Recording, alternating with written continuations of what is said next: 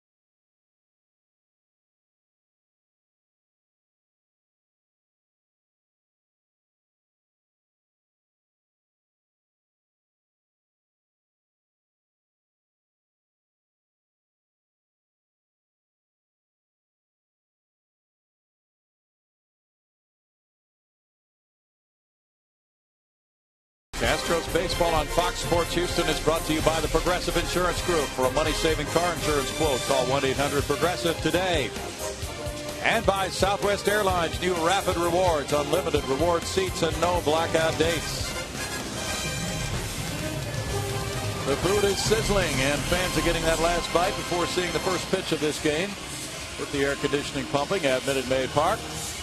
And the St. Louis Cardinals, with a 2.5-game lead atop the NL Central, are playing the Astros for the second time in this 3-game series. Cardinals 5-1 against the Astros this season. They are 3-1 at Minute Maid Park. Tony La Russa's starting lineup is brought to you by Xfinity. Ryan Theriot leads it off at shortstop. He's put together a 20-game hitting streak, longest active in the majors right now. He's followed by John Jay in right field. Albert Pujols is the first baseman. It's Lance Berkman, the cleanup man in left field. Colby Rasmus plays center field, batting fifth. It's Yadier Molina catching. Skip Schumacher at second. Matt Carpenter of Houston at third. And Jaime Garcia will be the pitcher. Norris starting for the third time against the Cardinals already this season in his career. He's been Very good against St. Louis. 8 starts, 5-2 with a 2.66 earned run average. 0-1 against them this year. And defensively, a little different look tonight. The lefty on the mound for the Cardinals. Brad Mills shakes it up a little bit, gives Michaels a start in left. Jason Bourgeois, first start, is coming off the DL. Hunter Pence in right. Johnson, Barmes, Keppinger, Lee around the infield. J.R. Toll, good to see him back in there tonight after getting nicked up a little bit last night. Can't keep a good man down. No. And he's catching 4 days out of 5 in this stretch until Humberto Quintero returns from his injury. Bud Norris rubbing up the baseball. And he has had some outstanding games against the Cardinals. 5-2 with a 2.66 ERA for Bud against St. Louis. Last 10 starts, his ERA has been 3.29. Ryan Theriot at 298 has driven in 22. Chris Johnson's in tight at third. Theriot looks at it. It's ball one. James Hoy is the home plate umpire. Theriot, during a 20-game hitting streak, has raised that batting average. Had 1 hit last night.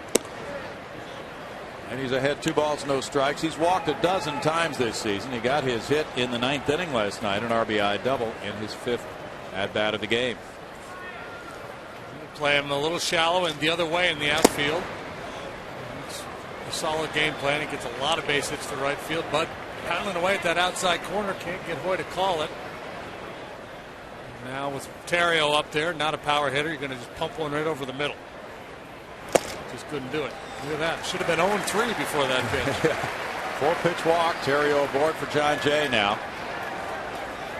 Sometimes it takes the umpire a while to settle in back there.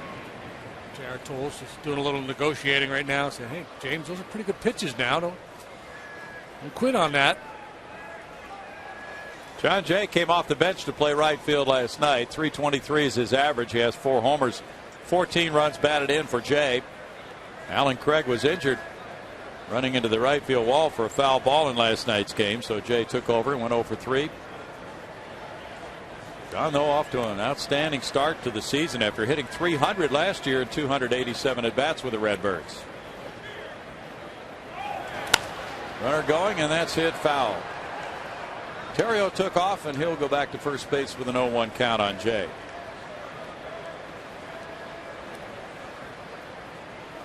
Theriot's got 4 steals and 5 tries. Tony La Russa looks a little exasperated there, as if he thought John Jay was going to take a pitch and let Theriot try to steal that base. Could be trying to read his mind. I don't know. Maybe. 2 more games and he hits 5,000. Second major league manager to reach that figure. Norris takes a look over after Theriot was running.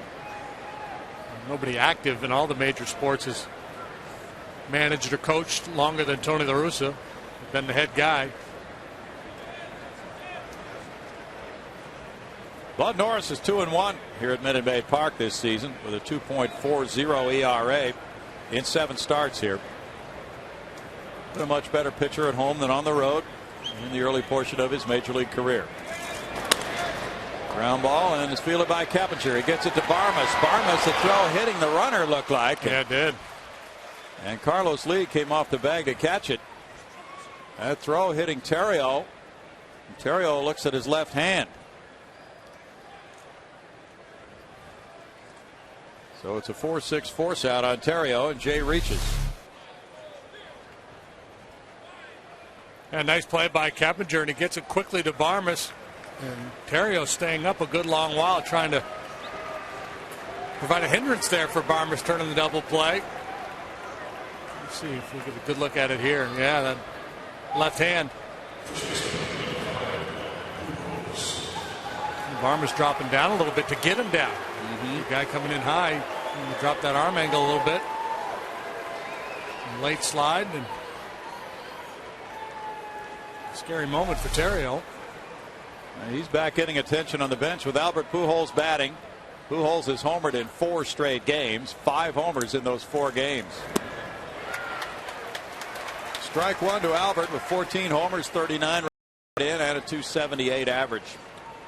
Bud just started him with an outstanding change of pace. Pujols 5 out of 20 against Bud in his career. A couple of walks, no long ones. Crack bat grounder. Barmas tossing. Keppinger relaying to Carlos Lee, who will just put the tag on Pujols for a double play. No runs, no hits, nobody left. And the Astros come up against Jaime Garcia next.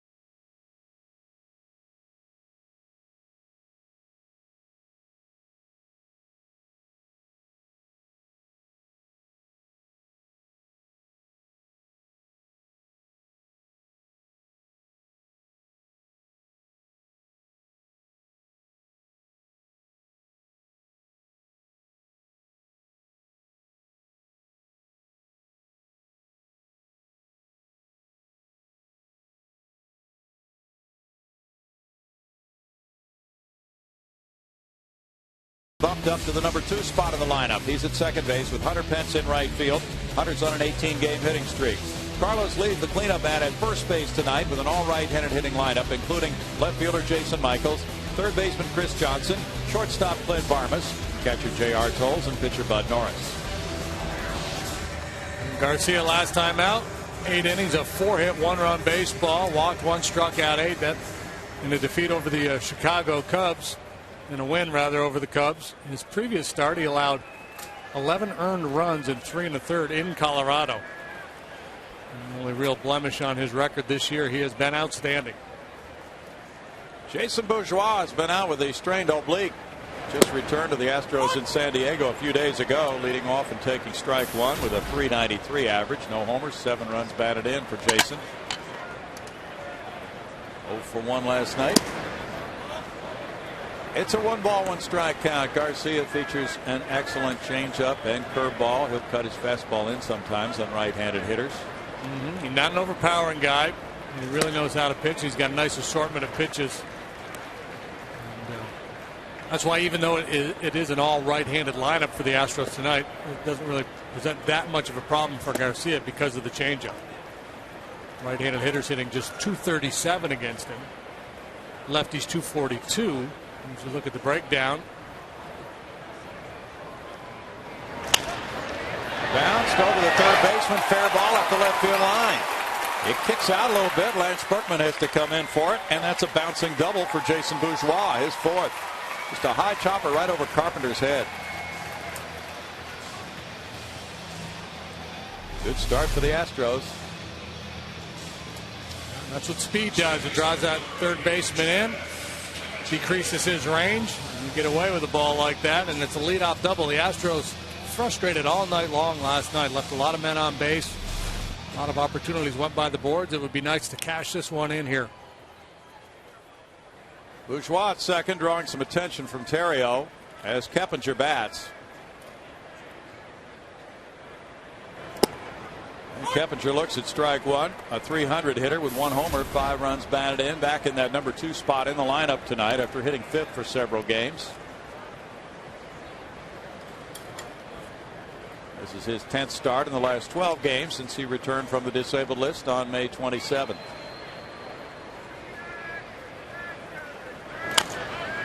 Colby Rasmus probably plays the shallowest center field of anybody in the league. He is really shallow with Keppinger up. Kep ought to take umbrage. Yeah, he could whack one over his head and enjoy that trip around the bases. Look how much room there's behind Rasmus. And plenty of room in left center as well. And Keppinger will be trying to, at the very minimum, move Bourgeois to third with an 0-2 count here. Pence on deck. Pitch down and in, and it's 1-2 to Kep. Garcia is just 24 years old, from Reynosa, Mexico. Went to high school in Mission, Texas. He was a 22nd round draft choice in 05. Won 13 last year. And he had the fourth best ERA last year in the National League, 2.70. And even though he's 20-10 in his major league career, and you see the breakdown this year, about even right-handers and left-handers against him. The Astros hit him well here when Bud Norris pitched against him on April 26th. Garcia gave up 3 earned runs in 5 1/3 innings on 6 hits. It's 2-2 now. As Keppinger works his way back into the count, Molina went down to stop that one. Garcia last year was an extreme ground ball pitcher. 3rd best in the National League in terms of ratio of ground ball for fly ball outs.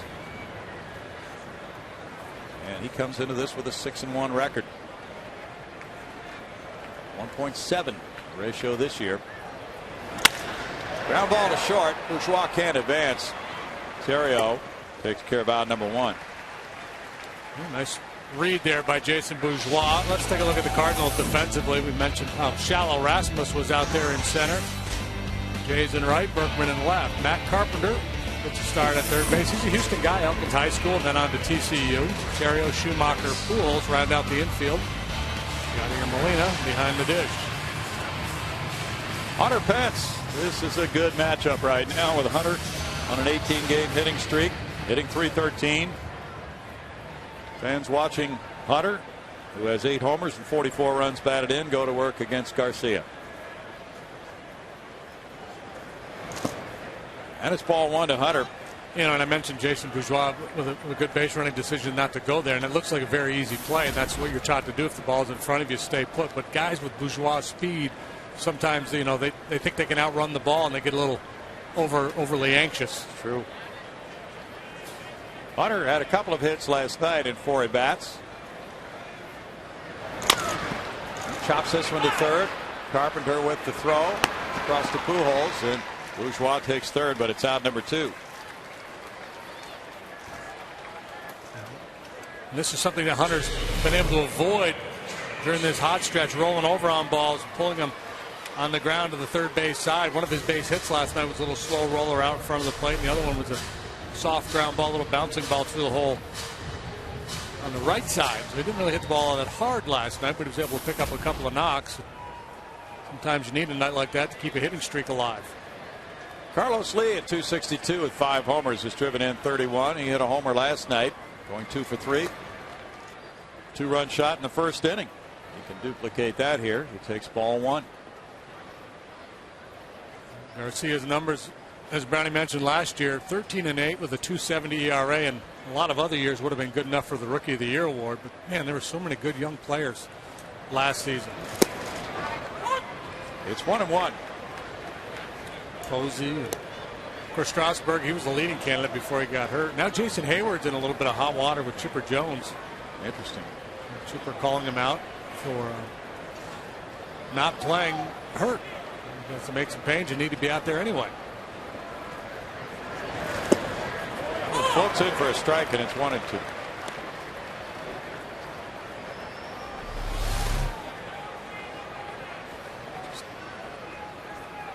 Four quality pitches for Garcia. Makes it tough for a hitter to zone in on any one pitch.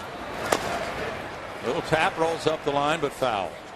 His changeup, he gets good tight spin on it. Almost has like a screwball action.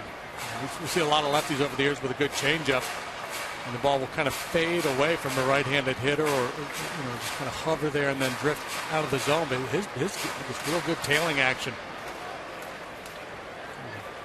Fernando Valenzuela.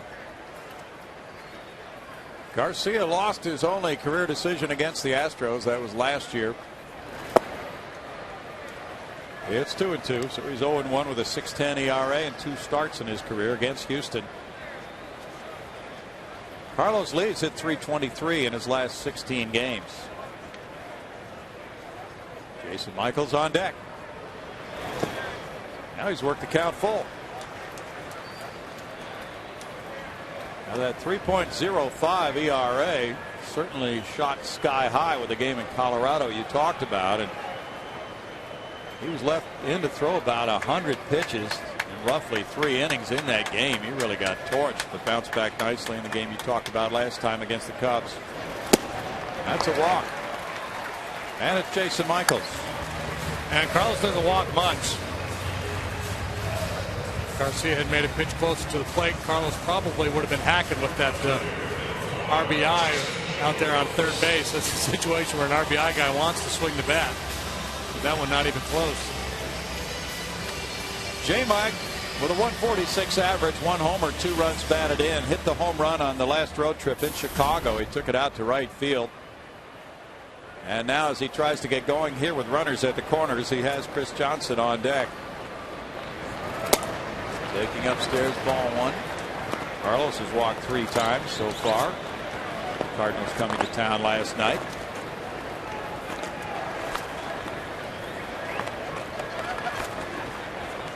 Start number 8 of the year for Jason, who missed roughly 3 weeks with a left shoulder injury. It's 2-0. We talked on the pregame show about the Astros leading the majors in opposite field hits. And talked with the hitting coach Mike Barnett about that. He likes that stat. He feels it's a good tribute to what the hitters have done. And he said this pitcher tonight will be a test, and you could try for that against him.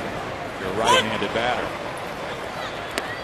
2 balls and a strike. If you stay back just a little bit longer with his off-speed stuff, it could play well into a right-handed hitter's game plan against Garcia. You just got to be ready to react when he throws that cutter in.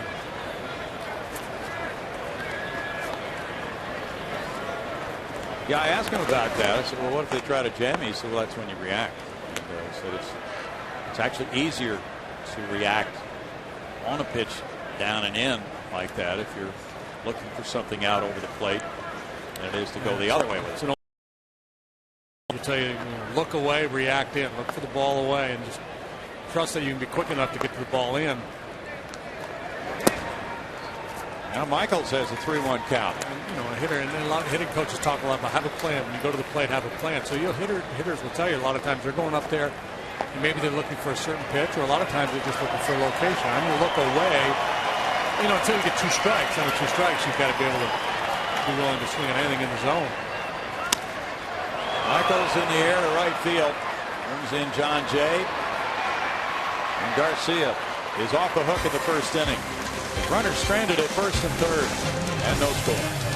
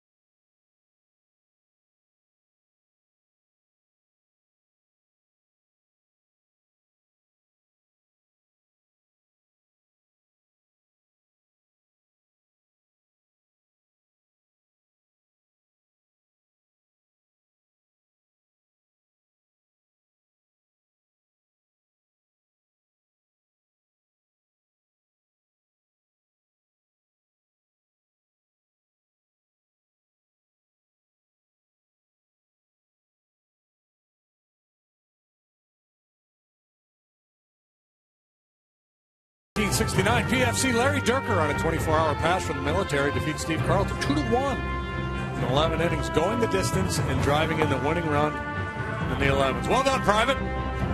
Might have been the only time Lefty was ever beaten by a private. It's pretty impressive. Yeah, it is. 24-hour pass, come home, go 11 innings, beat Carlton, drive in the winning run. Head back to the base. Go back to the base. Probably had to mop the floor when he got base. Wait a minute, I just beat Carlton. Yeah, you're right. They don't care much about that there. Ball one to Lance Berkman with a .612 slugging percentage, the league leader. And now it's 2-0 to Lance, who again had a big game against the Astros last night with a homer. It was a 2-run shot in the first inning. 329, 13 bombs, 42 driven in. Fantastic numbers. He got an injection of cortisone in his injured right wrist on Saturday, and that seems to have really helped him. 3-0, and Lance is 9 for 18 against the Astros with 3 homers. 3-1. Here's what happened first time up. They got a backdoor breaking ball and yanked it into the Astros bullpen. Deja vu all over again. That's a quality pitch, and that takes the count full. Lance is 1 for 4 against Bud Norris. Mickey Mantle's the all-time leader in homers by a switch hitter. Eddie Murray second. Then it's Chipper Jones, Chili Davis, and Lance Berkman. Slicing fly ball left field. Jason Michaels. 1 out. And Lance, the all-time home run leader at Minute Maid Park. Flies out to left. 1 out to Bud. And it's Colby Rasmus next. We heard through the grapevine that his younger brother was drafted by the Cardinals today. He's a catcher. And we're also hearing that Brad Arnsberg's son was drafted by the Cardinals.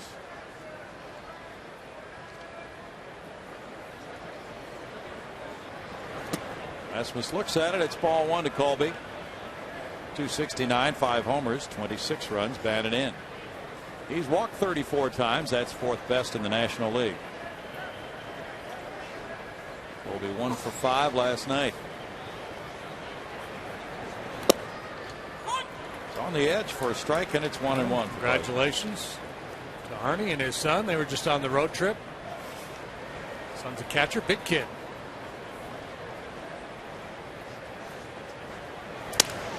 Jammed on that one. The bat goes flying past first base. And a foul ball by Rasmus. Dave McKay will pick up the bat, and they get a baseball.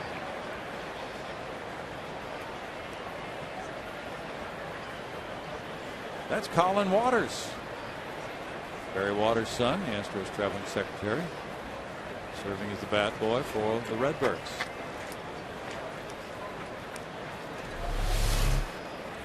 Rasmus pretty quick inside, but this time Bud, with that late movement on the slider, able to run that ball in on him.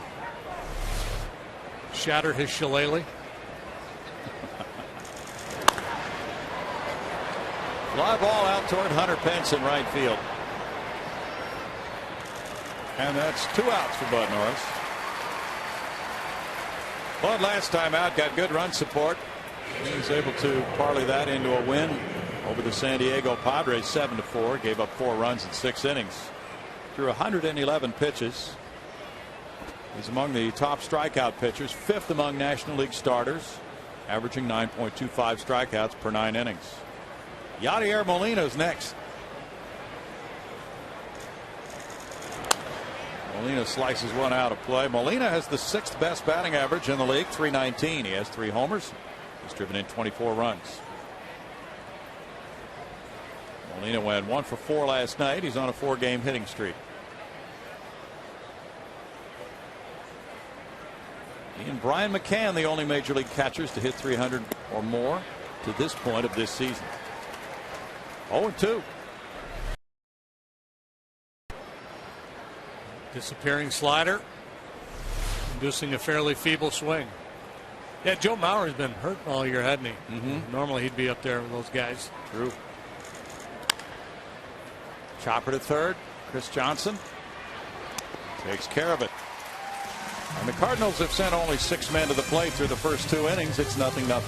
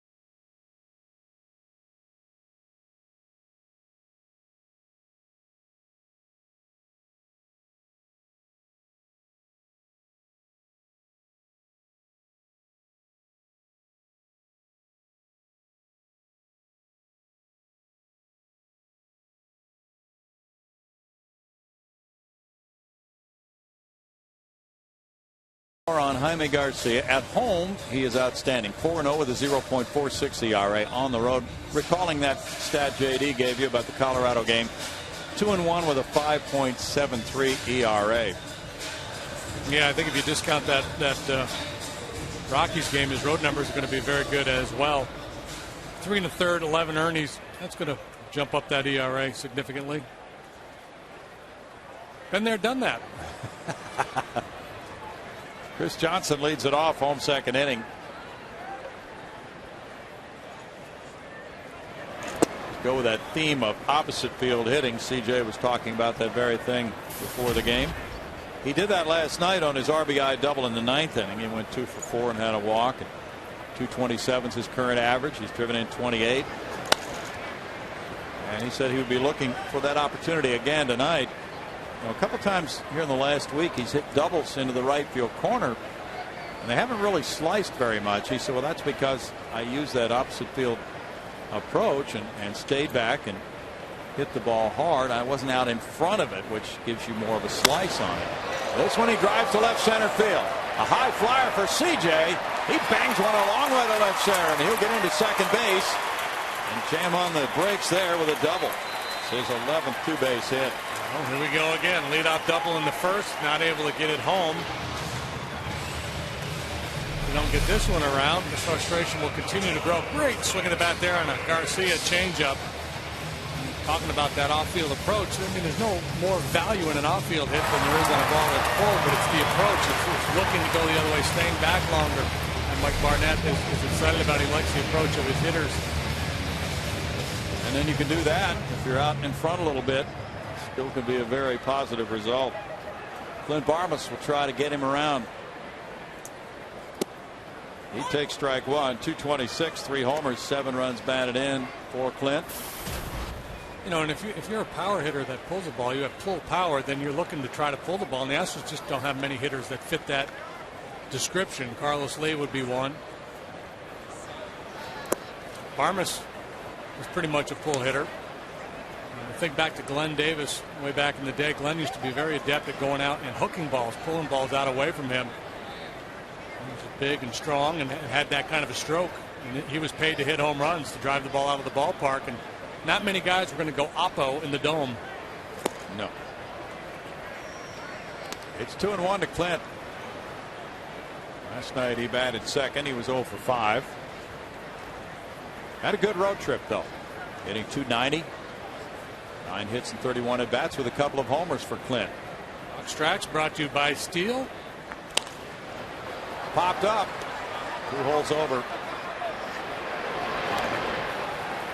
That's a big out. And that was neat having that Fox tracks up, because we saw that Garcia took 2 shots right in the middle of the strike zone, that first pitch, and then the pitch of decision there that Barmas popped up.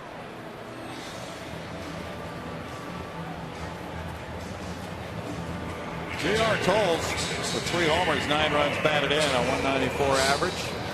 Comes up the number 8 spot.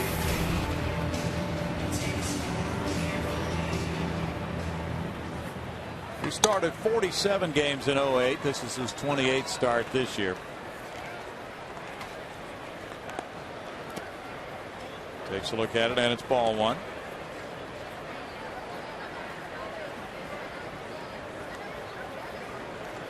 Game 3 of this 3-game series will be tomorrow night at 7:05. Jay Happ and Lance Lynn pitching. It's 1-1. Then the Atlanta Braves visit. It's a 4-game series starting Friday night. Tim Hudson goes for the Braves against Anewy Rodriguez Friday night at 7:05. Lynn and Happ tomorrow night, 6:30 airtime on FS Houston. JR checked his swing. It's 2-1.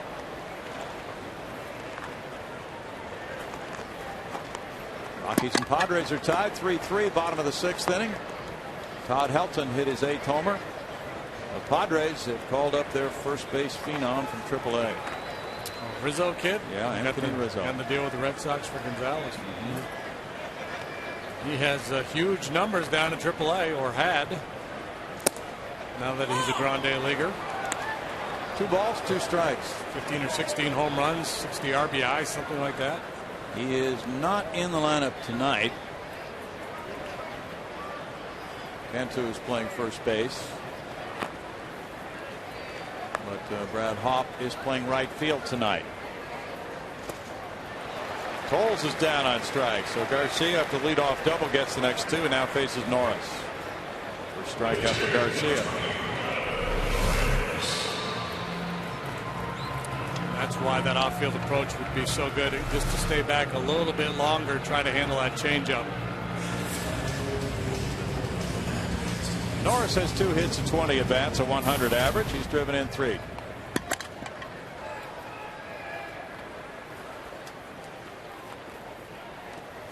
But started the swing, and he was called for going through with it by Tom Hallion. Cheating on a fastball there, and Garcia started him with the changeup. Well, a hit by a pitcher last night, Jake Westbrook, very meaningful in the Cardinals' 7-4 win. He drove in 3 with a double. That was in the 4th inning, and it snapped a 2-2 tie. It's pretty much the story of the game. The Astros left the bases loaded 3 times. Jake Westbrook got the key hit in the game with the bases juiced. Brad Mills' club has hit 125 with men in scoring position during its 4-game losing streak, after doing well prior to that. It's 1-2 for Garcia. Cardinals are missing Adam Wainwright from their rotation this year, but Garcia pitched 163 innings for them last year, and they could feel pretty good about having him back, certainly, at age 24. 2-2. And Lance Lynn is filling in for the injured Kyle McClellan. He gets the ball tomorrow night. What'd McClellan do? It's a hip injury.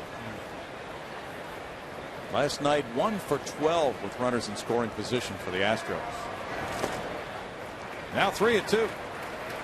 Garcia's had to throw a lot of pitches here early in this game. 42 so far. 21 strikes, 21 balls. Well, giving up leadoff doubles will take away your aggressiveness a little bit. The man out there in scoring position, you're not as inclined to challenge. I mean, he's going through this at bat with Bud like he's Willie McCovey. I mean, a lot of change-ups.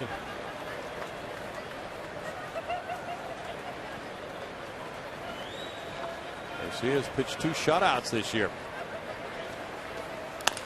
Bouncer over the mound. Theriot to his left. Takes extra time and throws out Norris. No runs, 1 hit. A couple of leadoff doubles for the Astros in the first 2 innings, but no score.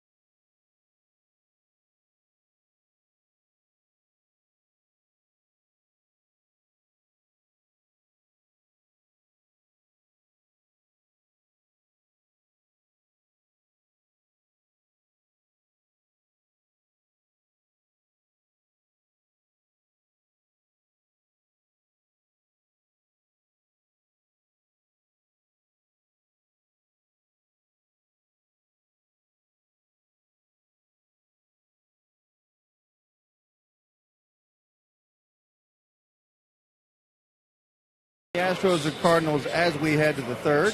Hey, you can surprise Dad with the gift of Astros baseball with the Father's Day 6-game flex plan. The plan allows Dad to choose the 6 games that he wants to attend. It's all about Dad. Each account receives a $50 gift card from Lewis Jewelers, and plans start at just $42. To get yours, go to Astros.com today. Guys, back to you. Maybe Dad will see a jewel of a game when he comes out. Sorry about that, Bart. There is Chris Monroe. He's working on Foxmo right now. If he gets it fixed, you'll see a lot of really cool slow-mo replays later on. And Mike Brady, with that camera hooked into Foxmo, is all ready to go. That was the dad on the Brady Bunch. Okay, Mike that's Brady. right, Mike Brady. Carroll. Skip Schumacher leads it off. 223 is his average. He has 1 homer. He's driven in 10 runs. Want some obscure Astro-related Brady Bunch trivia? Yeah. Alan Ashby used to drive the little guy that played Bobby to the set. No. Brady Bunch, yeah. Was he getting paid to do this? No. It was like a neighbor or something. Okay. Kid's name was Looking Glad or Looking Glass or something. Through the looking glass. Looking something. 2 balls and no strikes to Schumacher. Schumacher had a couple of hits last night, 2 for 4.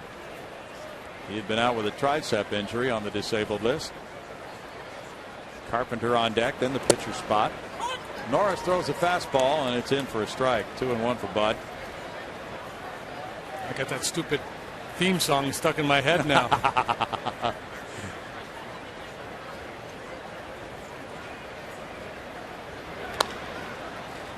Foul ball. Bud will counter with a pretty good changeup of his own. Mike Lookinland, yeah, he played Bobby. Okay. Bud Norris made his first major league start at St. Louis August 2nd of 09. It was a beauty. A no-hitter through 5, 7 innings of shutout ball, and a 2-0 win. And then he beat them again with another shutout start in 09. So the Cardinals are well aware of Mr. Norris. Wow, yeah, the Cardinal Nation quake when they hear Bud Norris is pitching against St. Louis. Godzilla's coming to town. In fact, September 23rd of 09, he kept them from clinching here. Good play by Carlos Lee. Tossing it high, and Norris comes down on first base. 1 out.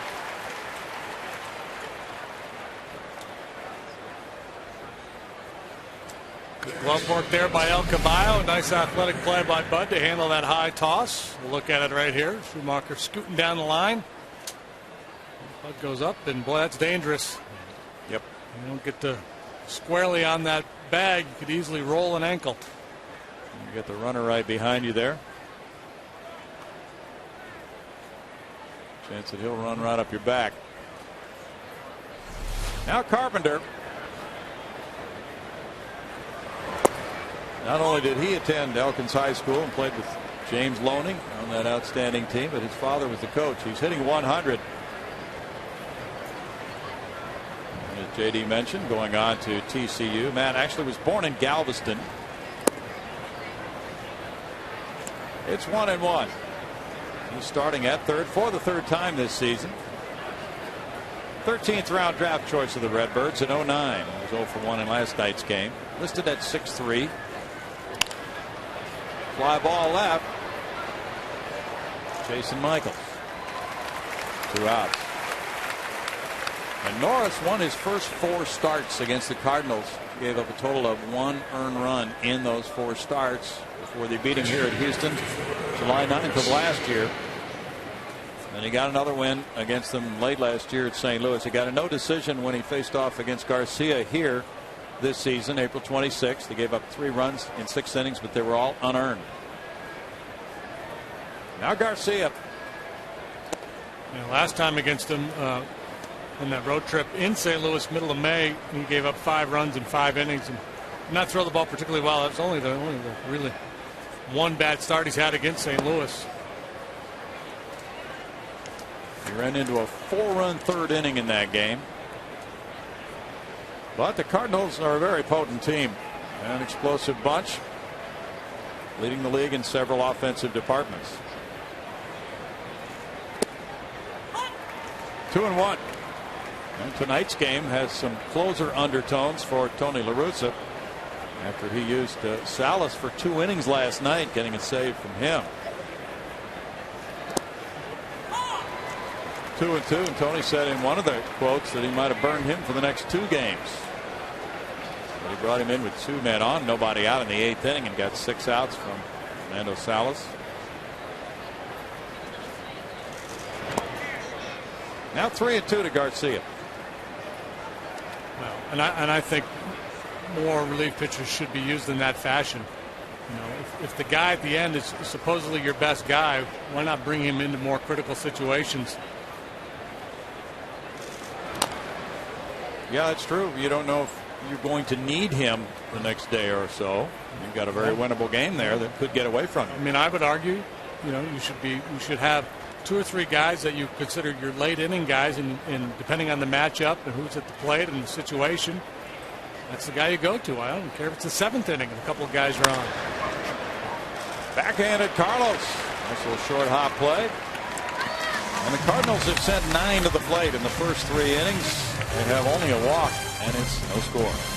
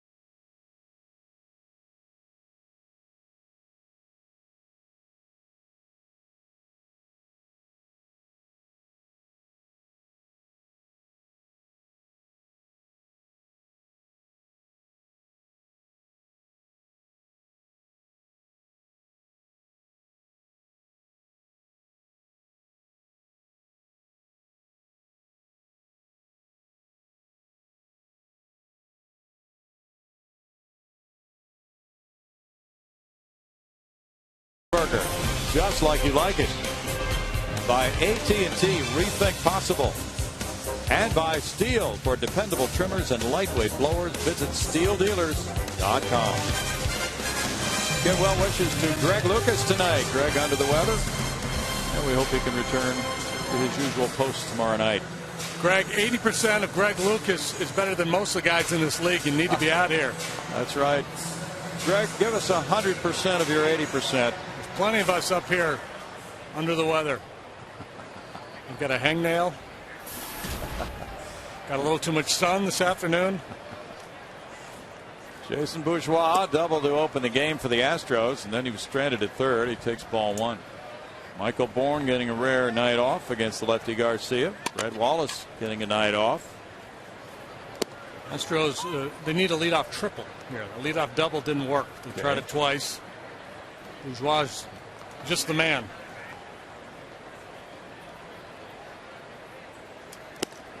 Takes that one high. Garcia is not throwing a high percentage of strikes in this game. No, as many strikes as balls, pretty much, isn't it? Yep. This is there. And the zone has been relatively tight, so that's part of the equation. He's been up a fair bit with his fastball. When he's thrown it, he's leaned heavily on the changeup. No one up. Fly ball to center. Rasmus backing, turning, and whoa, we got a little basket catch going for Colby Rasmus. 1 out. Say, hey, Colby Rasmus, I thought we had our leadoff triple. Put a pretty good charge in it. And Rasmus mentioned earlier how shallow he plays. But this ball had a lot of air under it, and he got a nice read and a good jump. And ultimately was able to put it away. Stuck it in his hip pocket. He's catching a touchdown pass. Yeah. That's 1 out for Garcia. Center field is a good place to go for outs in this park. Jeff Keppinger grounded to shortstop. He looks at strike 1.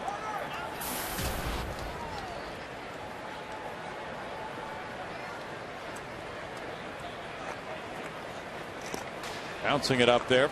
It's a 1-ball, 1-strike count now for Garcia.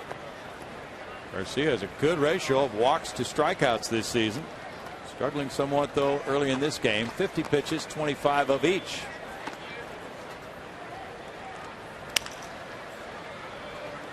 One and two. Brandon Lyon will rejoin the Astros active 25-man roster tomorrow night.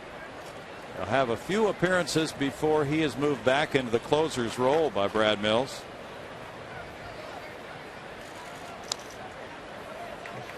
Still a 1-2 count, and Brad Mills said that Brandon's an experienced veteran and we want to be able to do things the right way. Have him in at the end of games. He had two very brief rehab appearances in the minor leagues. Both went well.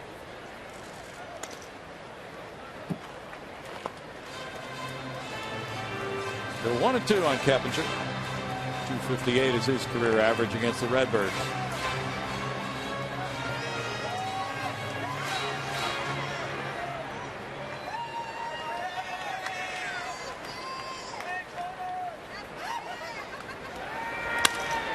The shot. Terrio can't flag it down. On through into left center field. Keppinger probably saying to himself, why couldn't I have hit it there? After Bourgeois led off in the first. Our leaders of the game is brought to you by United. Proud to fly the Houston Astros. That was hit number 3 for the Astros, who are 5th in the league, hitting .255 against lefties.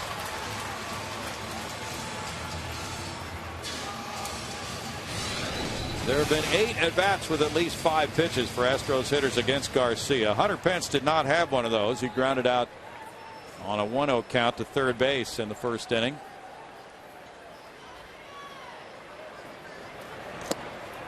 Ball 1 to Hunter, who is second in the league in hits with 79. Getting a lot of talk about all-star status. The votes have not been coming from Houston fans to rank him in the top 15 outfielders, but most people feel for sure he is an all-star in 2011.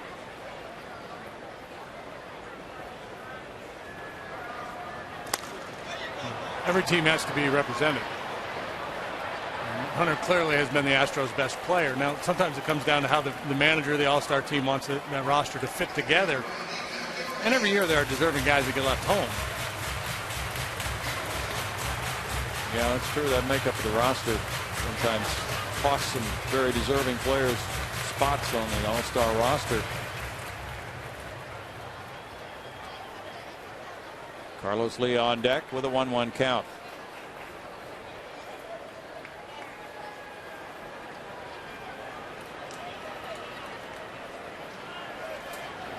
Hunter was an all-star in 2009, but did not get into the ball game. 2 balls and a strike.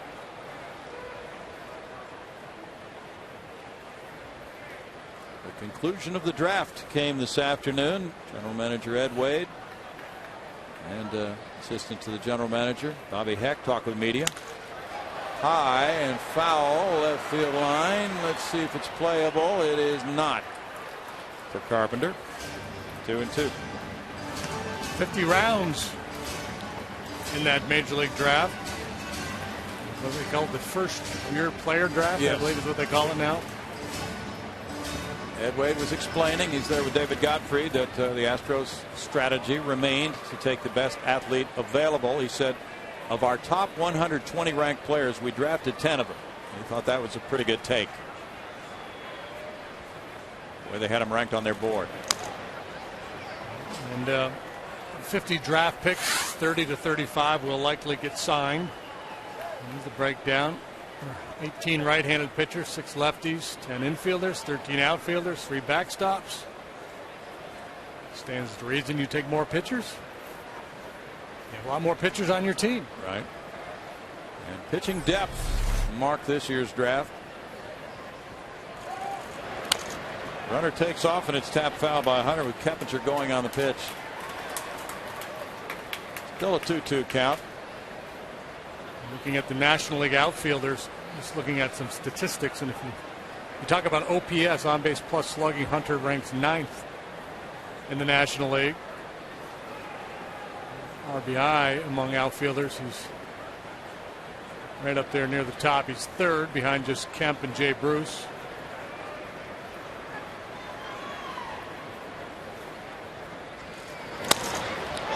It's that one out of play. So as we make our case for Hunter Pence and say, well, he's clearly an all-star, everybody is, Cincinnati saying Jay Bruce is an outfielder, and the Mets think Carlos Beltran's an outfielder or an all-star, and Justin Upton and Andrew McCutchen. And a couple of very deserving guys are going to be left home, as is always the case. True. You can go online to vote at MLB.com. You can vote up to 25 times.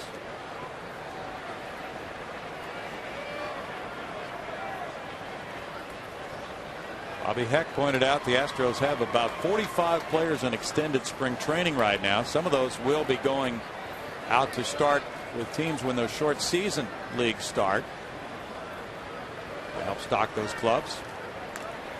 A couple of players who were drafted already have signed. Their fourth-round pick signed. An 18-year-old left-handed pitcher, Chris Lee from Santa Fe Community College in Florida. And Clemson University infielder John Henson has already signed.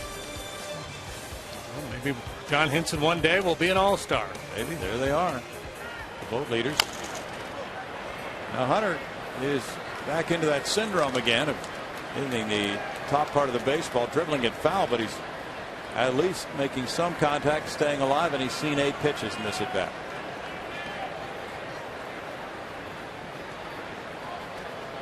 A guy like Garcia can upset the timing of a right-handed batter with the assortment of off-speed stuff he can bring, and then cutting the ball inside sometimes on the hands. That one in the dirt. Hunter checked his swing. Tom Hallen with a call, and it's a 3-2 count. See here, another good changeup by Garcia. This pitch designed to be out of the zone. This is a chase pitch. Hunter started, but able to check. Good call. Yeah, and I think the fact that he chokes up on the bat really helps him in a situation like that. Better bat control. He can check that swing. Out to center field. Rasmus has it back to the infield. Still chasing it. Watching it go way on top of Towns Hill. Keppinger around to score. Hunter Pence to third. Dave Clark's going to stop him there. RBI triple. Hunter Pence a 19-game hitting streak, and it's 1-0. Right on top of the hill. It's got to be one of the furthest balls he's ever hit. Yeah. We talked about his 2 hits last night. He didn't hit the ball particularly well. He barreled this one up. One time Garcia elevated. It looked like a changeup again, but it was up in the zone. Boy, did he put a swing on it. I think when it going to roll back down. Stayed right on the top shelf. Good backspin. Almost has a good bruise. His irons fight like that. That's his second triple of the year, and it was easily a stand-up triple. 19-game streak for Hunter, and he's driven in 14 during those 19 games. Fans were starting to think maybe inside the park homer. One out in the inning. Dave Clark told him to jam on the brakes. Willie Taveras had the club record 30-game streak. Dave Clark went way down the third baseline as that play developed. He was going to give Hunter a chance to go for it if there was any kind of a little mishandle out there by the Cardinals. But Rasmus did a nice job climbing the hill to fetch the ball. Yeah, brought back a pail of water. Carlos Lee walked. It's a good point you're making, too, because throwing from on top of that hill, very difficult. The outfielder's front foot just drops down before he makes contact with the ground. Reminds me of the story Vin Scully told us a few years ago about, I think it was Frenchie Bordegaray or somebody playing the berm, maybe in Fenway way back in the day, and he took a bunch of ground balls going up the hill before the game, and then during the game he had to go up the hill to make the play, and he fell on his butt throwing the ball home. Hunter's coming home.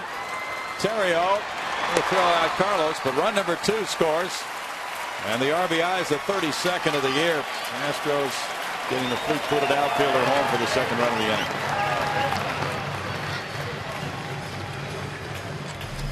Yeah, you'll see Schumacher crashing on the right side, but on the pull side, where you're more likely to hit the ball sharply, Terrio stayed back. And a routine ground ball. Pence was going on contact. They had no play but first base. But to finish the story, apparently Frenchie, after the game, when asked about it, he said, look, we worked real hard at going up the hill. Nobody taught me how to come down the hill.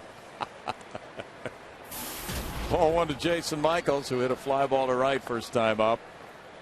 It's beautiful. Of course, when Vin Scully's telling the story, it just takes on a whole different. Yeah.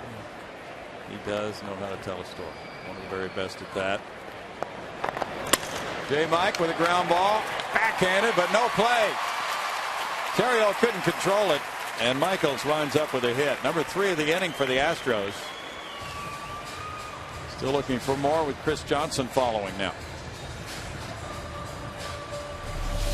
The Astros not able to cash in those leadoff doubles, but putting a nice inning together here. Single, triple, now infield hit. Terrio leaving his feet.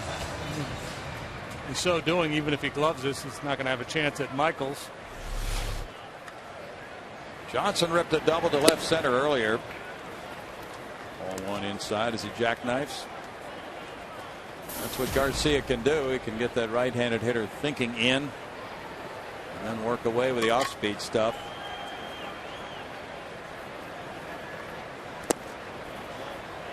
But it's 2-0, and Johnson has exercised his knowledge. Chris has only walked 8 times this season.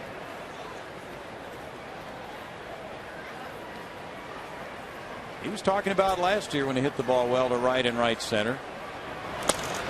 This one goes to right center. John Jay. In the 3rd inning for the Astros, it's 2 runs on 3 hits with a man left. They lead it 2-0.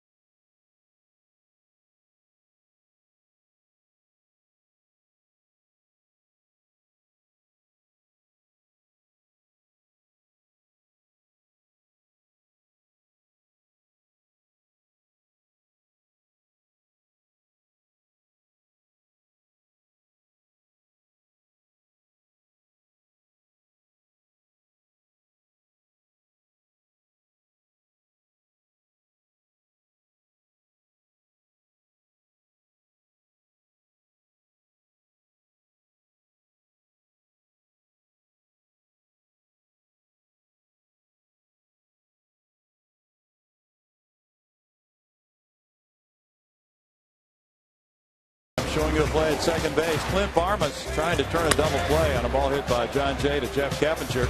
Throws on to first, and the throw hits Terrio's left hand. The Coors Light freeze can brought to you by the Frost Brewed Coors Light. 2-0 now. Bud Norris with the lead, and he gets Terrio. Strike one. Terrio led off the game with a walk. Bobby Heck is in charge of the draft, was also talking about Ariel Ovando. Ovando is the big summer Dominican free agent signing last year for the Astros. He's been in extended spring training. He'll be the right fielder at Greenville when that short season team starts to play later on this month. And he explained that we don't draft to stock every minor league club because we have these guys at extended spring training, and we have plans for some of them to join those clubs soon.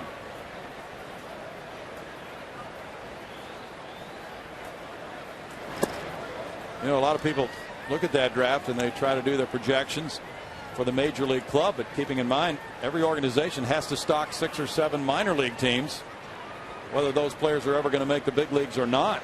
They have to supply talent for those clubs.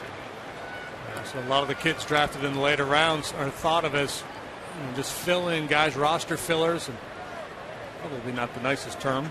No. But, you know, there's been a lot of those roster fillers that have ended up in the big leagues. They've surprised people. Yeah, a guy like David Eckstein might have been one of those. Probably not, but he was a very good player. Yeah, Mike Piazza was like 62nd round. Keith Hernandez, I think, was a 42nd round. True. Al Cowens, remember Al Cowens? Sure. Good player, played 13 years in the big leagues. Oh, he came through the Royals Academy, didn't he? He was an 84th round draft pick. 84? Back in the day, they drafted 90 rounds the year he was drafted. He was like 84th round. Now 2 leadoff walks for Terrio in this game. And they drafted 84 rounds. There weren't 30 clubs back then, but you know, so roughly there was what, a couple thousand, 2,500 kids picked before him. You know, he was considered maybe the 2,500 best amateur player. And ended up spending 13 years in the big leagues. It's a very imprecise science, as they say. John Jay reached as he bounced into that force play you saw a moment ago.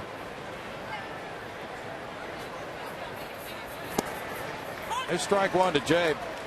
He and Alan Craig have really filled in the Cardinal outfield with all the injuries they have had. And the current injury involves players like outfielder Matt Holliday. Backup catcher Gerald Laird is out. David Freese is out. He was the third baseman earlier this year. Nick Punto. Adam Wainwright. We talked about McClellan. That's a lot of people the Cardinals have down right now.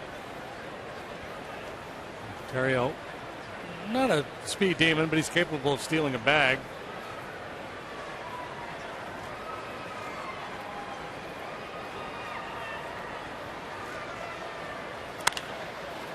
Capinger fields the one hopper on to Barmas. This time the throw gets over. That was the identical play.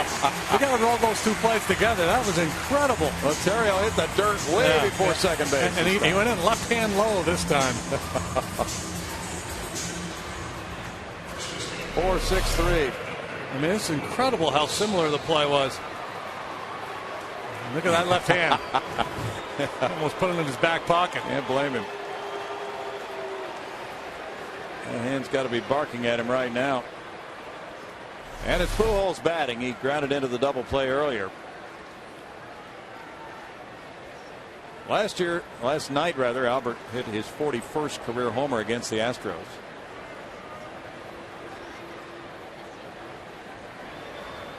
Probably seems like about 400 for Astros fans. There's ball one. Which is the same feeling shared by Cubs fans and Pirate fans and Reds fans. Everybody in this division has incurred the wrath of Albert many, many times.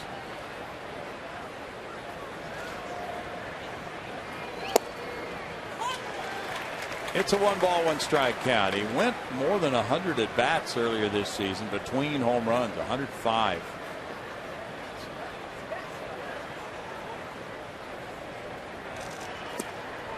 In career slugging percentage, Babe Ruth is the all-time leader, then Ted Williams, then Lou Gehrig, then Albert Pujols.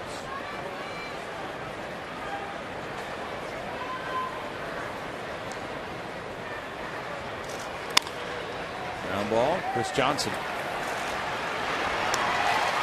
In the 4th, it's no runs, no hits, and the fans are starting to stir a little bit at the game Bud Norris has going 2-0 Houston.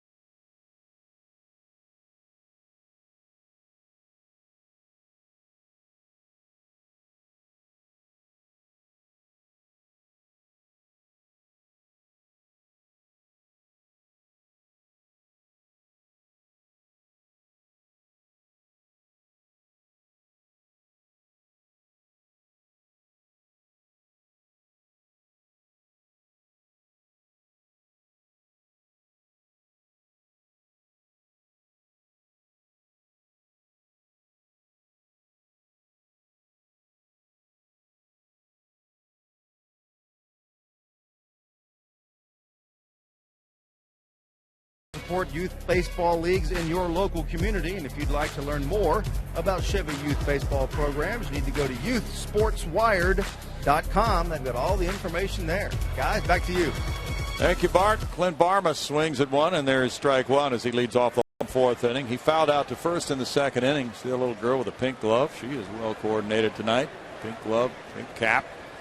Styling, huh? You bet. 2 runs on 5 hits for the Astros. No runs on no hits for the Cardinals. It's a 1-ball, 1-strike count. Garcia has struggled, throwing 74 pitches to this point of the game.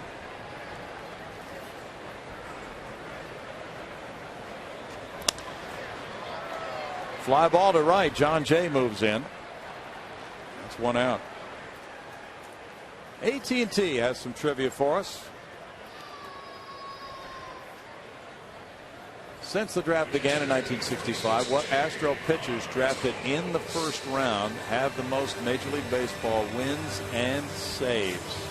So not just their career numbers with the Astros. Yeah. I would say Lidge has the most saves, but that may not be right. Billy Wagner? Oh, yeah, Billy Wagner. That's right. Billy Wagner. How about Floyd Bannister? Okay. First round. I think he was first round, first pick, right, in the nation? Yes. J.R. Toll struck out earlier. It's 1-ball, 1-strike. Most wins. Let's see now. We don't have Greg's Bell here. Was J.R. Richard a first-round pick? Yeah, he was number 2 pick in the country. All right, let's go with J.R. 1 and 2. How many did he win with his career being cut short? He won just over 100.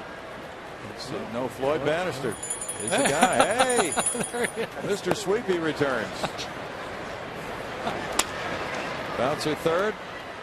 Carpenter with a throw across. 2 outs. Greg Lucas is looking much better already, although that was on tape. It's the day he spent in the Oklahoma City airport. Yes, it was. But now that we have that, if he occasionally wants to miss a game, he's covered. Bud Norris worked the count full, and then he bounced out to short in the second inning. The Astros had leadoff doubles in the first and second, could not score in those frames. That's ball 1. Today, the Cubs snapped their losing streak. They beat Cincinnati at Cincinnati 4-1. Dempster beating Arroyo. Carlos Marmol, after the apology from Carlos Zambrano, got his 11th save. And Aramis Ramirez and Carlos Pena homered. Ramirez saying that he would prefer not to be traded, and he has the right to approve that deal. The way things are right now, he'll stay a Cub this year, he says. 1 and 2. Well, even though they're not winning a lot of games, I would imagine Chicago's a nice place to play, and he's been there a number of years. True. Settled in. He pointed out how disruptive it is to be traded midseason. It's happened to him before. Grounder, and Carpenter makes the throw for out number 3. After 4, it's 2-0 Astros.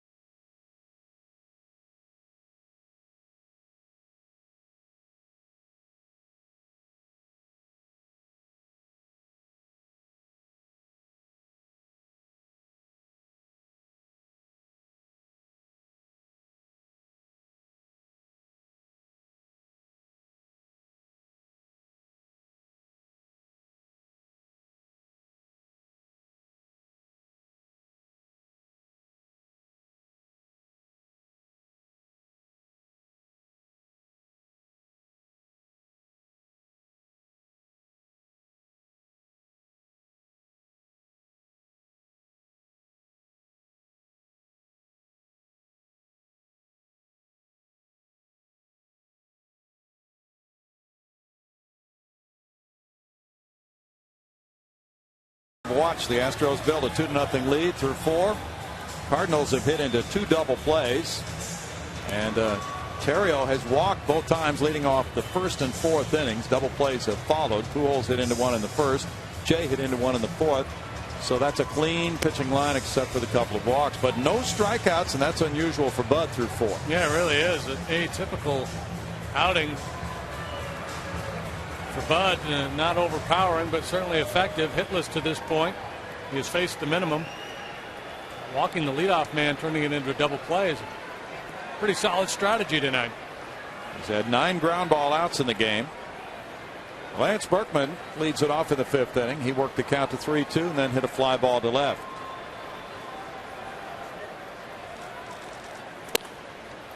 That's strike 1.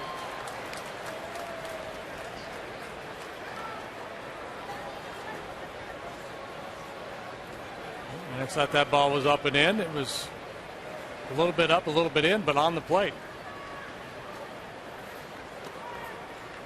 Now 1-1 to Berkman. I think Bud's done a real nice job with his changeup tonight. He introduced that pitch early in this outing. He's used it effectively to the left-handed hitters.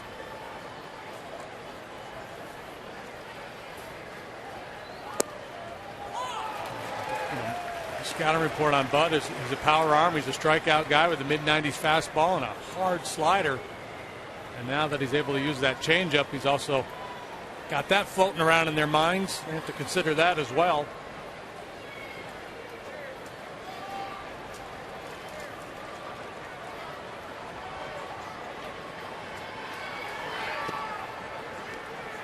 Two balls, 2 strikes. Ralph Bratton, the scout who signed Lance, was in town today.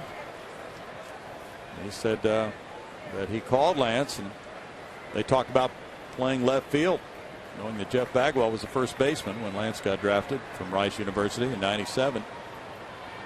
And that was a big projection. And he said he had to assure his bosses that Lance was a good outfielder, which he was. That worked out pretty well for a 12-year career with Houston. Despite the fact that Wayne Graham once said, "Berkman, you're the worst outfielder I've ever seen." Did he really? Lance tells that story. He draws a leadoff walk. 3rd walk for Norris. And now it's Colby Rasmus. Dave McKay's the coach at first. Rasmus hit a fly ball to right in the 2nd inning. Normally not the formula for success. Leadoff walks. Bud's done it 3 times now in 5 innings. But whatever it takes to get the job done. Yeah.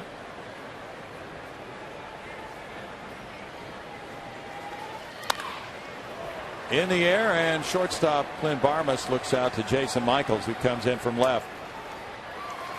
Rasmus retired on 1 pitch. We go to Bart Ennis. Thanks, Brady. I want to remind fans that Kids Free All Summer, presented by Minute Maid, is available for every home game this summer. For every full-price adult ticket you purchase in the outfield or view deck, you can get up to 2 free tickets for kids 14 and under. Go to Astros.com to get in on that deal. Brownie, back to you. Thanks, Bart. We got an advanced look at the caps that are going to be given away Friday night. The Aggie Astros caps. They're maroon. They are good-looking caps. Yadier Molina grounded out to 3rd in the 2nd inning. Well, here's your double play candidate. He certainly is. There's strike 1. And Molina this year has grounded into 9 double plays. Albert Pujols has bounced into 17 now. That's a record pace. Yes, it is. Miguel Tejada has the record. Last time I checked. What was it, in the 30s? Did it right here in an Astro uniform. Oh, that's right. That's right. There we go. Well, that could be it. Keppinger to Barmas. And on to Lee. He picked it. Short hop play on the backhand side. And after that, it was easy for Keppinger and Barmas and Lee. 3 double plays for the Astros. No hits for the Redbirds.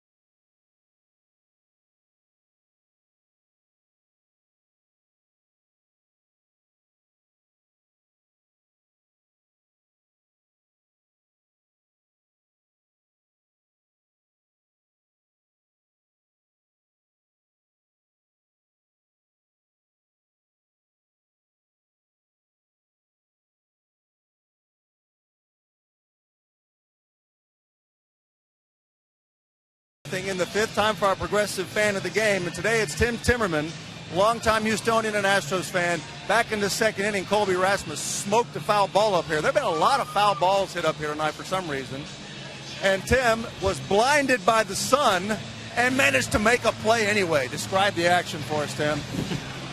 There wasn't much action on my part. Well, there you go. The ball hit 2 rows behind me. It rattled around a little bit, and it came down on the seat, on the ledge behind me, and I just reached down and picked it up without even moving from my seat.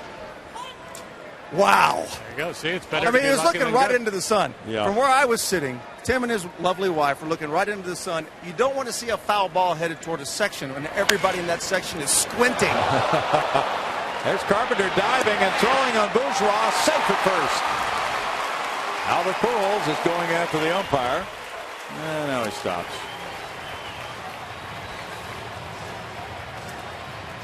The Carpenter with a beautiful diving play.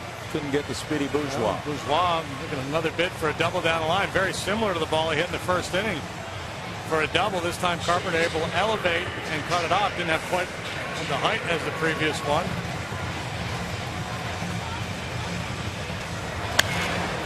Quickly to his feet. And that's something I that's a couple of the throws earlier. I think he was just kind of goosing the ball across the infield, but when needed to, he was able to put a little mustard on it. Bourgeois takes off. Keppinger takes the pitch. Here's the throw from Molina. Not in time. Bourgeois has 14 steals. And with the time he's missed, he's still among the National League leaders. If he was your house guest and you said help yourself, he would. He's not afraid. He's going to go for it. No hesitation. He's in the top 10 in stolen bases. Tied for 5th. Gets him into scoring position with a count on Keppinger. That was a strike, so it's 0-1. Now no balls, 2 strikes. Keppinger singled and scored in third after grounding out his first time up.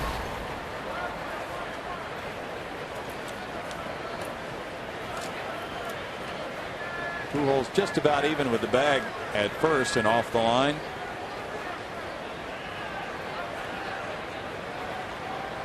Now the umpire has corrected the count, saying it should be 1-1. It's 0-2 up on the board. So yeah, that first pitch was a ball rather than a strike, and the stolen base by Bourgeois. So they'll correct that maybe. He was holding up one finger on each hand. Line drive to right. Jay with the grab. Here's Bourgeois tagging and heading for third, and the throw is accurate, but he beats it. Not a whole lot more Jay could have done. Wow, how about some small ball? Great execution. Good hustle by Bourgeois. A risky play, but that's the time to take that risk with 1 out, and that's what the catch in right field was. Look at the Keppinger. He was selling out to go the other way. Jay gets off a good throw, quick release, just a little bit down the line. That was the difference. Now the Cardinals are playing their infielders back up the middle. For now. Yeah, now they're running in on Hunter Pence.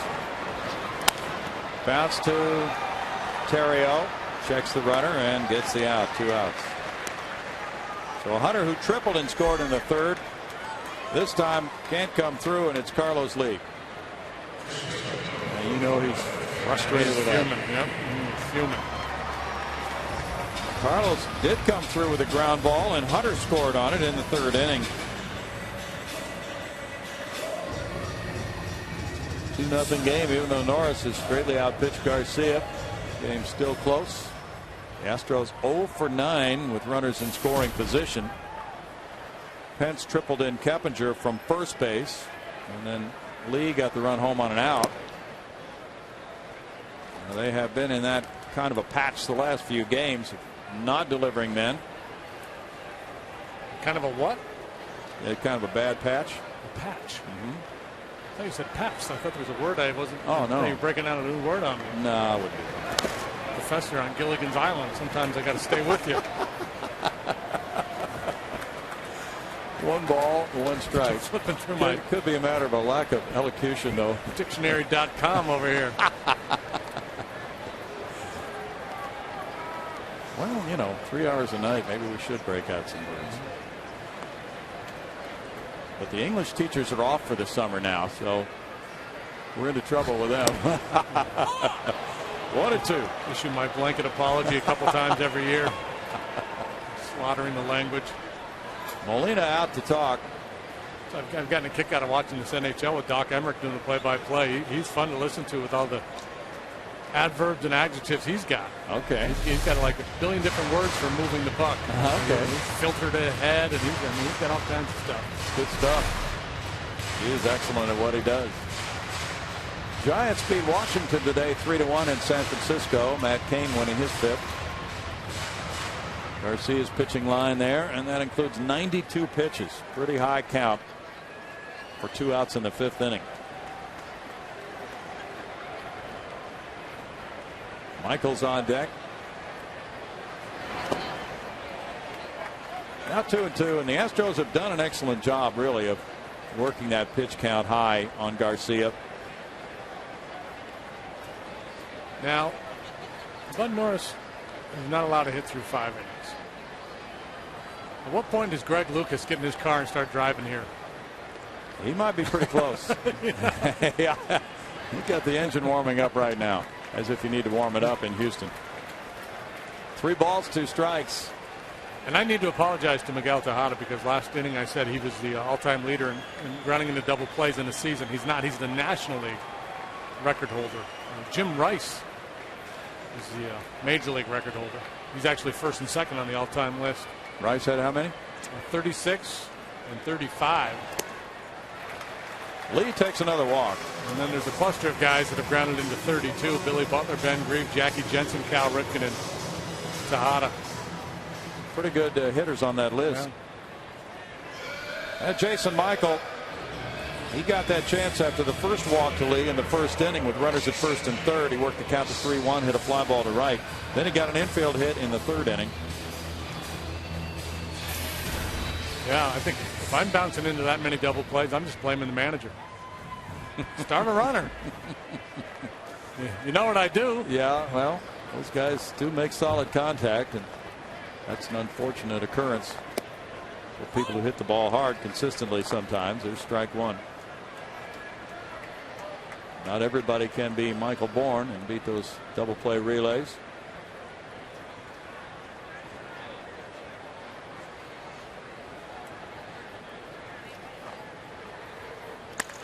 Line shot to left field. Now we get Bourgeois home to make it 3-0. RBI single Michaels. 2-hit game for J. Mike. Bourgeois scoring. Lead to second base. That takes Hunter Pence off the hook. Nice to have your teammate come through and deliver. Run scoring base hit with 2 outs.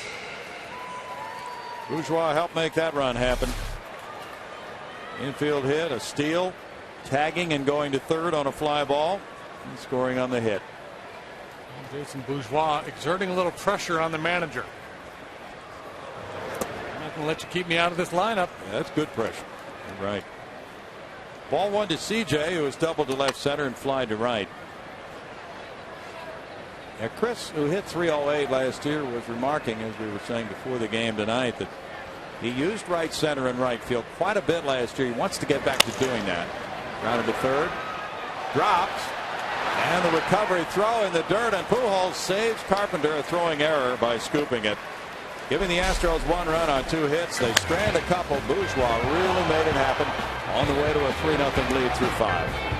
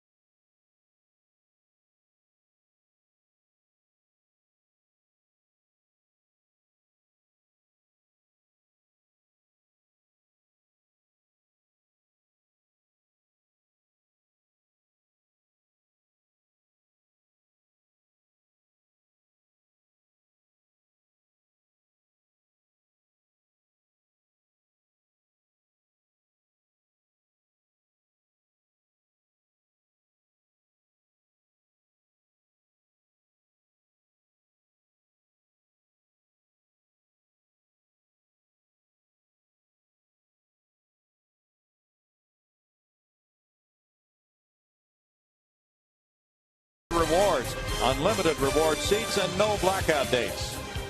By Jack in the Box, where you can get anything on the menu any time of day. And by Gullo Automotive, treating you like family. Downtown Houston, it's 3-0 Astros. Bud Norris working, and it's ball one to Skip Schumacher in the top of the 6th inning. Schumacher grounded out from Lee to Norris covering back in the 3rd. There's Johnson in on the grass at 3rd. 2-0. Baltimore down to Oakland in Baltimore 3-2.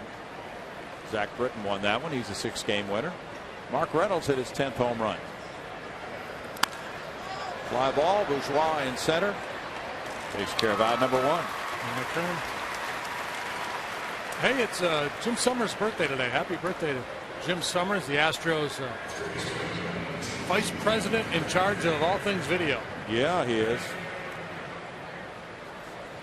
Does a whale of a job on the video, handing each player separate videos of his work or of the pitcher or hitters he's about to face. Carpenter hit a fly ball to left first time up. Ball one to Matt. It's also my sister's birthday. She's not in charge of anything. Happy birthday, though. Yeah. What's her name? Bev. Yeah. Older than dirt. Ooh. 1 ball, 1 strike. Matt Carpenter was saying that his father, Rick, coached at Elkins High School, is now at Prosper High School, and he's coaching Torrey Hunter Jr. there. Dan Descalzo is in the on-deck circle. Pitcher spot due up next. Ryan Franklin working in the bullpen for St. Louis. It's 2 balls and a strike. Descalzo is 3 for 3 against Norris. Chad Huffman and James Loney played alongside Carpenter. And Wardell Starling was there as well at Elkins High School. And Matt was telling me they had 5 players from that team who were drafted. Wardell Starling was a big star for that club. 3 balls and a strike.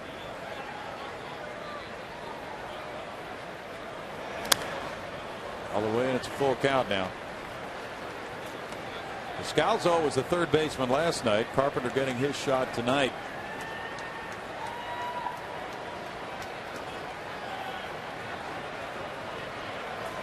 Twins beat Cleveland at Cleveland in 10, 3-2. Need the walk here to set up the double play. There we go. There it is. That's the 4th of the game for Norris. And all 4 of those walks have been followed by double play balls. Well, the first 3 have. It's a matter of time now before the ground ball to Keppinger. Descalzo is the pinch hitter. He has caused the Astros problems this year. Tony may be inclined to start Carpenter just to stay out of the double play. No surprise to see Carpenter draw that walk. Very high on base percentage in the minor leagues. Good disciplined eye at the plate. Descalzo had 1 hit and 1 walk last night. He scored a couple of runs in the game. Balls it back. There's strike 1. And no surprise to see Jaime Garcia come out for a pinch hitter.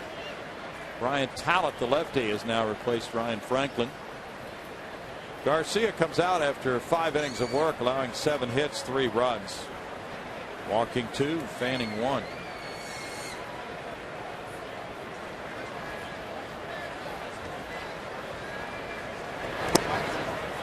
I don't think it's so much the fact that he allowed 3 runs, but the fact that he had to work so hard. He only had 1, 2, 3 inning. A lot of base runners, a lot of pitches.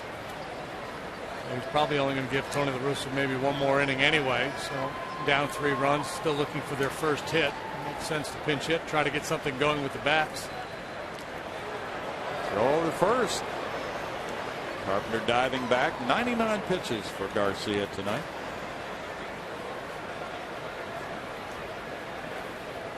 Bud Norris 5-2 in his career against the Redbirds, working with a 3-run lead. Descalzo went for it. It's 1-2 for the 24-year-old infielder. Went to UC Davis. Pitch in the dirt. Descalzo had 3 hits and 3 runs batted in one early season game at Houston back on the 26th of April. These guys might have some history going all the way back to college days. They might. 58 strikes of those 99 pitches for Garcia. The check at third gives him a swing call. Bill Miller with the call, and that's a punch out. Well, there won't be a double play ball following this walk. No. First strikeout of the night. Bud gets it on a high fastball. Now it's Terrio. Terrio's walked twice. Terrio is 4 for 10 in his career against Norris. Bourgeois now moving over toward right center as the throw goes over to first.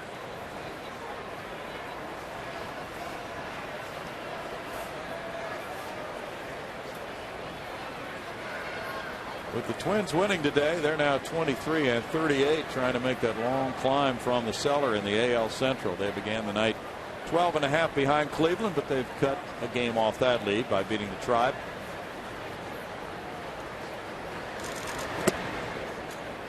Ball 1 to Terrio.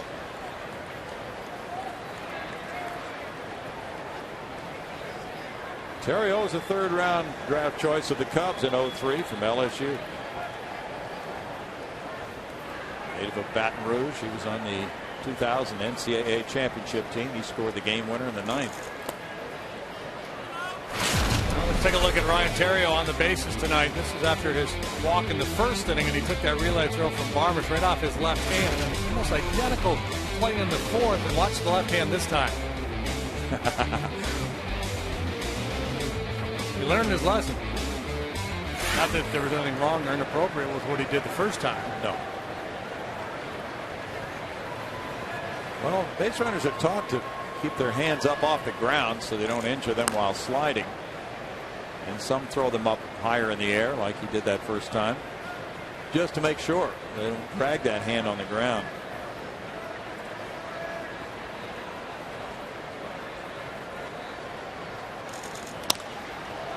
Fly ball to right, bringing in Hunter Pence. And the Cardinals through 6 have not scored. They have drawn 4 walks. They've hit into 3 double plays. They have not reached the hit column. It's 3-0 Houston.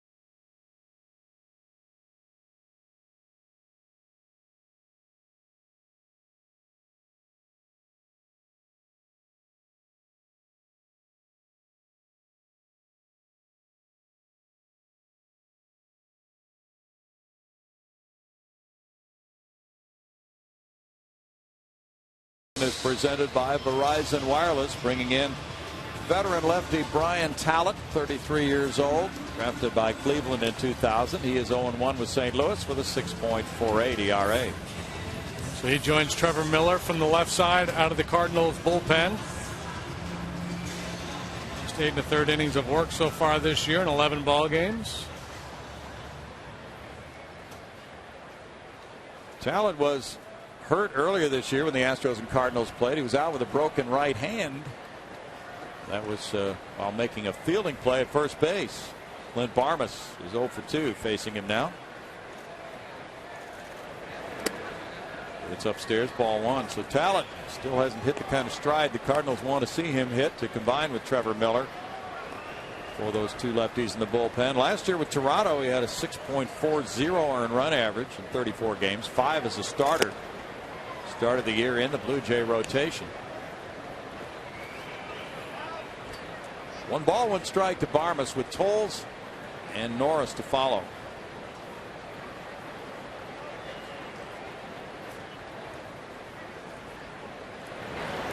Talent is another LSU man along with Terrio. He went to LSU after growing up in Midwest City, Oklahoma. 2 balls and a strike. Say if he's Louisiana, he should be Talay. That's true. Fastball, slider, cut fastball, and a straight changeup. That's what he carries in the work box, the toolbox for this lanky lefty. Those tools were rusty last year as he allowed 20 home runs in 77 innings.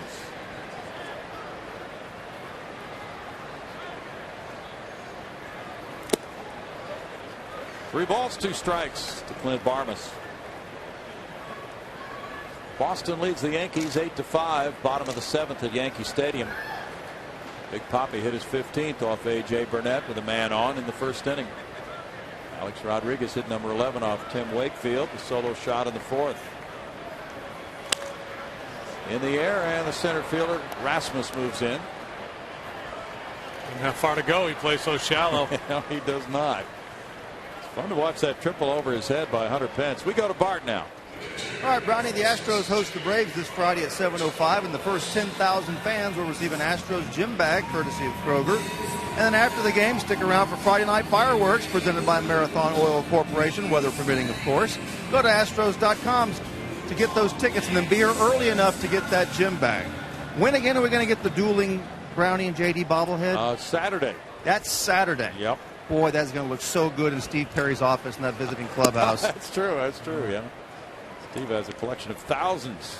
This ball 1 to J.R. Tolles. He'll be sneaking in there every day, every homestand, rearranging it, putting it in a more prominent position after he buries us in the back. Yeah. It's 1-1 to J.R., who was struck out and grounded out. A.J. Burnett raked over the coals tonight. While the Red Sox, he gave up 7 earned runs in 5 2/3 innings. Tim Wakefield didn't fare so well himself. 2 balls and a strike, and with those two teams in a virtual tie for the top spot in the AL East, that Yankee-Boston series is being highly viewed right now.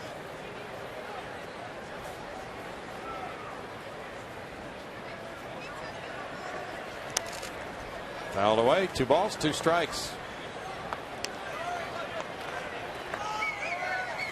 Big Papi went deep again. A-Rod also homered. Rangers lead the Tigers 6-1. Detroit has gotten hot. Rangers have a 2.5 game edge on Seattle right now in the AL West. That's pulled foul. Arizona 1, Pittsburgh 1. They're playing in the bottom of the 9th at Pittsburgh.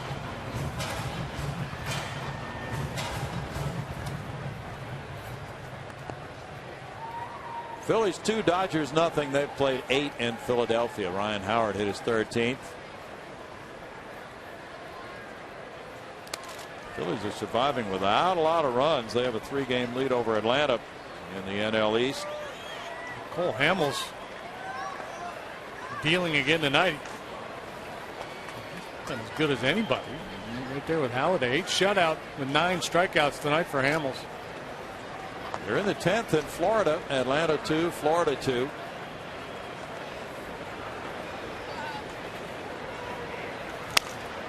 Saw a fly ball. Rasmus moving in and laying out for it, but he didn't make the catch. Here's Tolles holding it first. Very good effort by Rasmus. And Tolles loops it just in front of him for a 1-out single.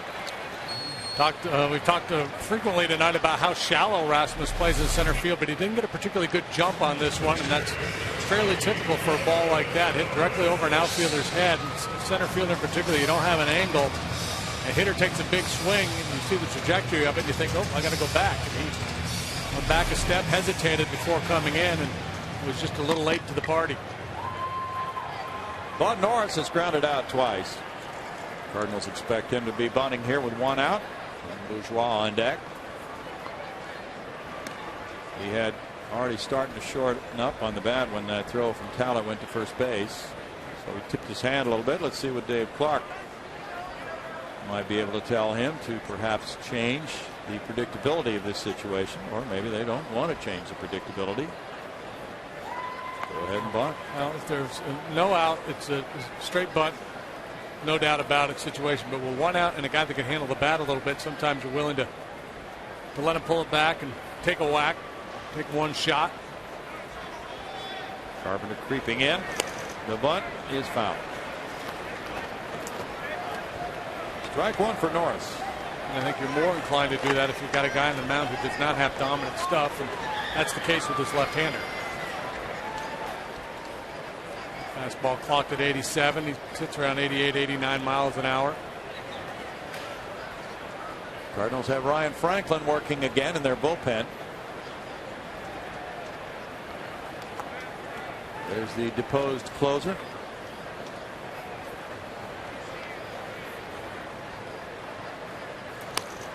Bunted well. Talent throws and Schumacher catches. Sacrifice is good for out number 2. Number 6 of the year for Bud. And Jason Bourgeois, who's 2 for 3, gets a shot at an RBI here. And Bud, you know, he was a hitter in college. He likes to play the whole game, but with the way things are developing tonight, it was wise of him just to go nice and easy down that first baseline.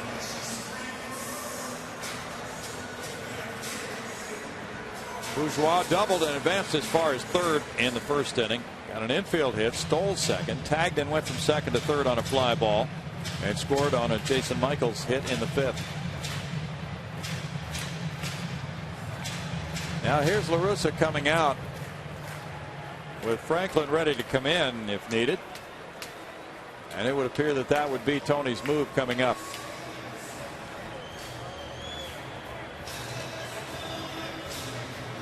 We'll be right back with the score. Houston 3, St. Louis nothing.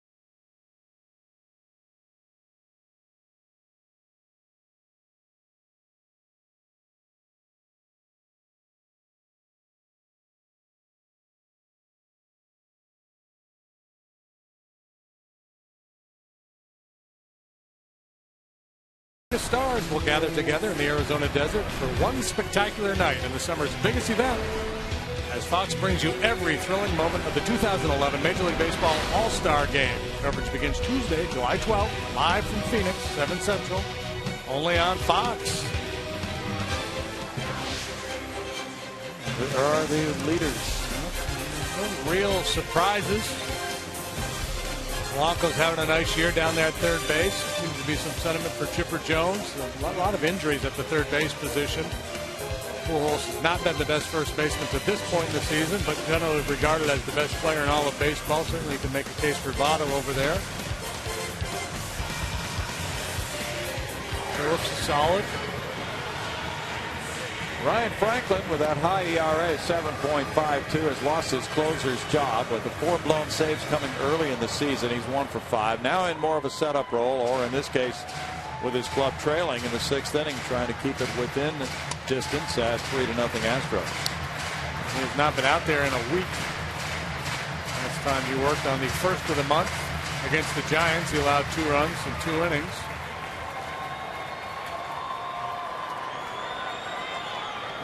Tough year for the veteran right-hander. Jason Bourgeois with 2 hits and 3 at-bats facing him. Keppinger on deck. Strike 1 for Franklin. Franklin got a blown save opening day against San Diego on a home run by Cameron Maben. And then 3 more by just past the midway point of April. So at that time, he dropped out of the closer's spot after saving 27 last year in 29 tries. No balls, 2 strikes. He's faced the Astros once this season. Did not retire a batter. Gave up 2 hits, 2 runs here in Houston. Coming in with a 6-0 lead in the 8th inning. Joe Ingles doubled off him, and Jason Bourgeois got a single off Ryan in that game. He is 2-1 lifetime against the Astros with a 4.05 ERA, 7 saves.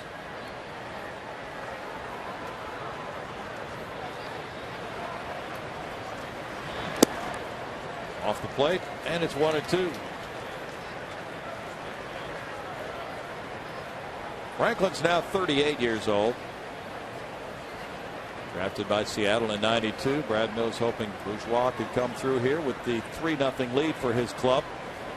Give Bud Norris a little more working room for the 7th inning.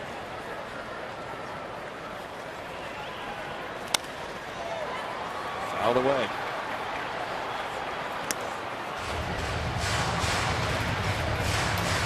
Cardinals now have very talented young arms in their bullpen. Salas, the kid who got the save last night, is currently working as the closer. They also have Eduardo Sanchez out there, who's got a plus fastball. Jason Mott, we saw him rushing it up at 97 miles an hour last night.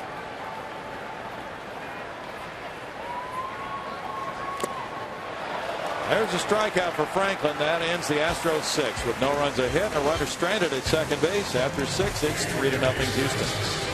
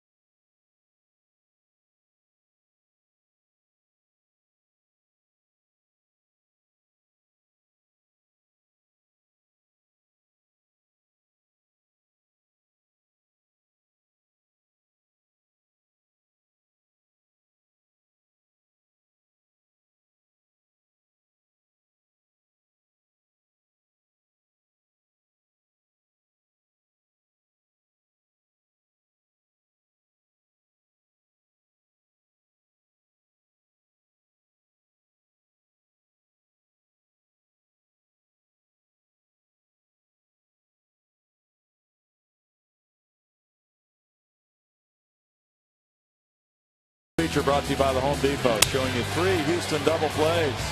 This one started by Barmas, Keppinger the middleman on Pujols. Plenty of time on that one. And now here is Keppinger whirling around, and Barmas relaying on to first on a John Jay double play bouncer. That one a very good pickup by Keppinger on the short hop to the backhand side on a Molina bullet in the 5th inning. So Bud Norris, with those 3 double plays behind him, has walked 4, and he has thrown 74 pitches in the first 6 innings. Normally you think of Bud as a power pitcher who's going to blow the ball by guys, but tonight he's been relying heavily on the ground ball out. And it has been fun to watch. There's the breakdown with 41 strikes. John Jay's the batter. He's 0 for 2. Bud has not pitched a complete game as a major leaguer. There's ball 1. Pujols and Berkman follow Jay here in a big 7th inning test. Pretty good chance he didn't pitch one as a minor leaguer either. That's a good point. 2 balls, no strikes. Let's see. Didn't have one in 08 or 09. Yeah, you're right. Liner and diving Barmas. What a play by Clint Barmas to keep the Cardinals out of the hit column here in the 7th inning. Beautiful play. Yeah, and if he has to handle that on a bounce, there's no way he's going to throw out John Jay's sinking line drive. Wasn't hit all that sharply, but hit in a dangerous spot. Just a little flare heading towards left field, and Barmas able to cut it off. Save that one. You bet.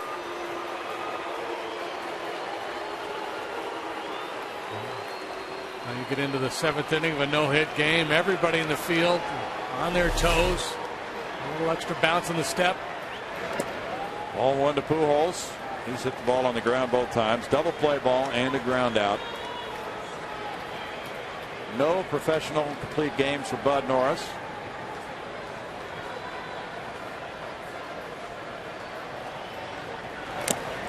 I'm going to guess that's fairly typical. You know, as the prospects move through the system, everybody's really in tune to the pitch count.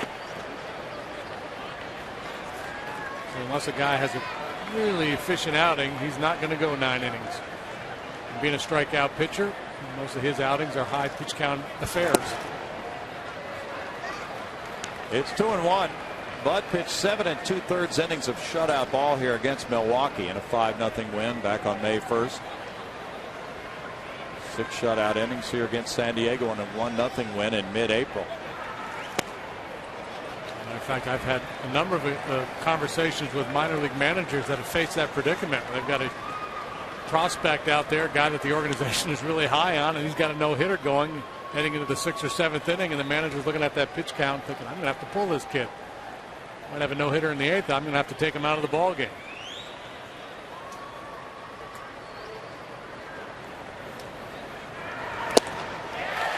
It's 3-2 to Pujols now. That fastball went up at 94. Yeah, well placed too. Just off the outside edge, but close enough to get Albert to offer. Good crowd getting into it now. Fly ball to center. Bourgeois with room on the track. 2 down. Now the crowd is rising to the occasion, and it's Berkman next. Lance hit a fly ball to left on a 3-2 count in the 2nd, then he walked. Coming right back with that fastball. Albert put a good swing on it, but it was out away from him to the big part of the yard. Watch Bud as he sees Bourgeois settle under it. One dangerous man dispatched, and here comes another one.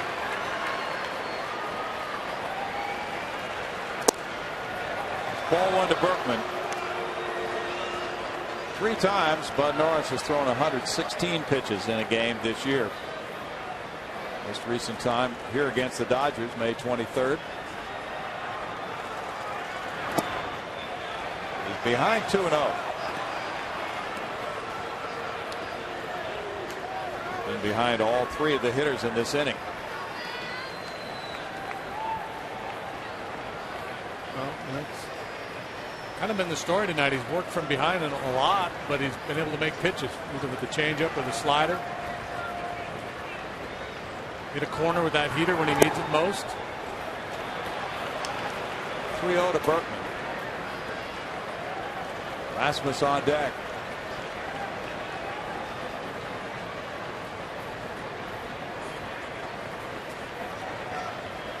A real undercurrent in this crowd right now. Berkman takes a strike.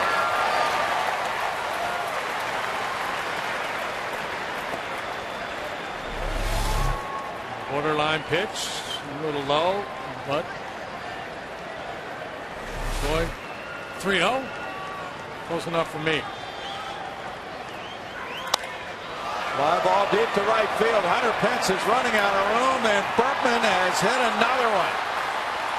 He breaks up the no-hitter with 2 outs in the 7th inning. That's his 4th home run against the Astros this season. 14 homers for Berkman, and now the boos are cascading down as he circles the bases to make it 3-1 Houston. Well, it's just there's a lot of Cardinal fans here. They're cheering the home run. The Astro fans are booing the Cardinal fans. They're booing the home run. They're booing the loss of the no-hitter. And I'm booing James Hoy. Should have called it ball 4. Hoy vey. Great effort by Hunter. Almost snagged it. Berkman with 14 homers, 43 runs batted in, breaks up the no-hit bid. Now Rasmus, and that's 2 homers in 2 games here for Berkman. Popped up. Clint Varmus to end the Cardinals' 7th with the score 3-1 Houston.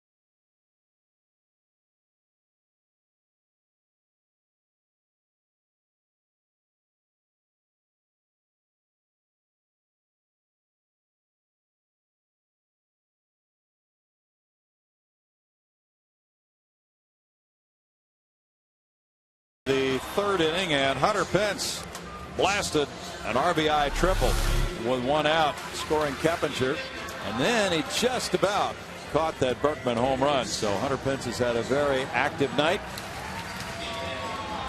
Got up full extension and just about got it. Boy, would that have been a memorable catch to keep the no-hitter. Oh, so close for Bud Norris. Gives up his first hit. It's a homer. And now the lead is 3-1 with Hunter on deck and Keppinger leading it off. He's 1 for 3. Keppinger singled, and then he rode home on that Pence triple. Franklin delivers strike 1. Brian Talent in 2/3 of an inning allowed 1 hit, no runs, had no walks, no strikeouts.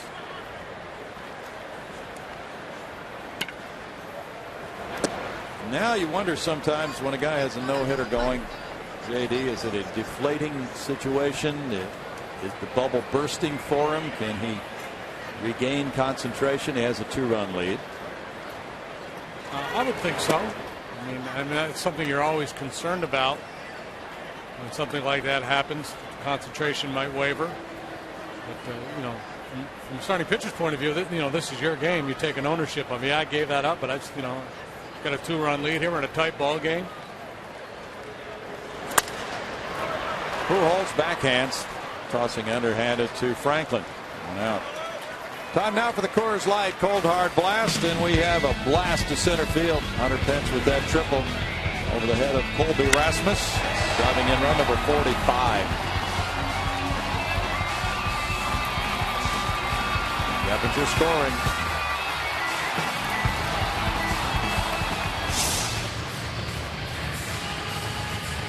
Pence is 1 for 3. He has extended his hitting streak to 19 games. It's probably the longest non-home run he's ever hit. Yeah. Strike 1. Trying to think of another park in which that would not be a home run besides this one. There aren't many. Forbes Field. Polo Grounds. Yosemite. Little roller goes foul, and it's no balls, 2 strikes. What a pitching line. It just needed one more walk.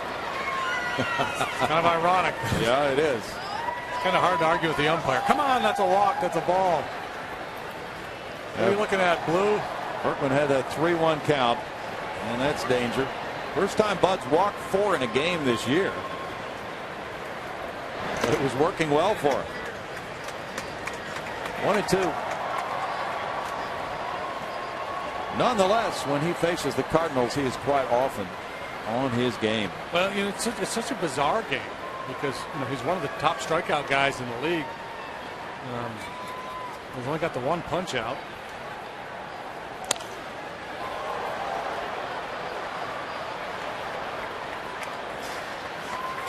There's 11 ground ball outs.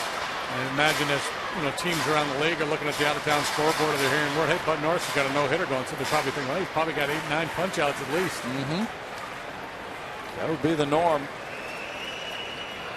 He's averaging more than 9 per 9 innings. Foul back by Hunter. Still 1-2. Sometimes, a lot of times in a no-hit game, you'll see a high walk total. Guys just don't want to give in to the strike zone. Don't throw many balls over the middle of the plate. A.J. Burnett, I think he walked 9 in his no-hitter, 8 or 9. Down to the second. Schumacher, 2 outs. And Hunter always hustling. Made it close. Even on a routine ground ball to second base. Carlos Lee got Hunter home with a tap to shortstop in the 3rd inning. He's walked twice.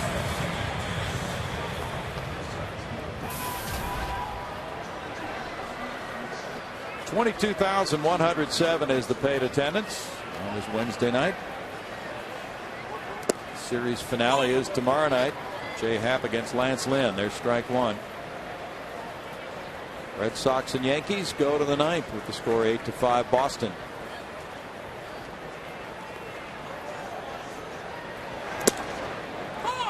It's 0-2.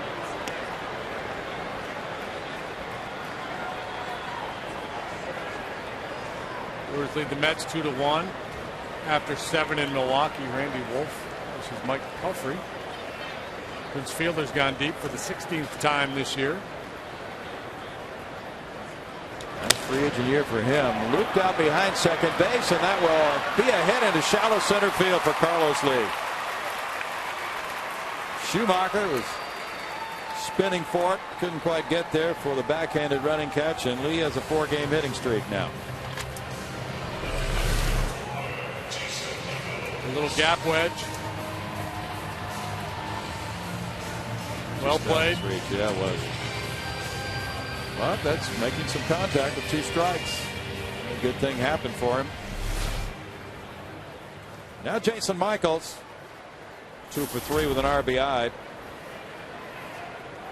Now, this is one thing Brad Mills talked about with the media before the game tonight. He wanted Bourgeois and Michaels in that lineup. Wants to give them at bats. And he does like to stick with a productive lineup, but against the lefty Garcia tonight, he saw this opportunity to play both these players. And the lineup hasn't been that productive in recent games. True. They had that nice little run, but lost 4 in a row. Really been tearing the cover off the ball. All back, and it's 0-2. Getting into that long haul thinking certainly now, because this is the second in a stretch of 16 consecutive days without a day off for the Astros.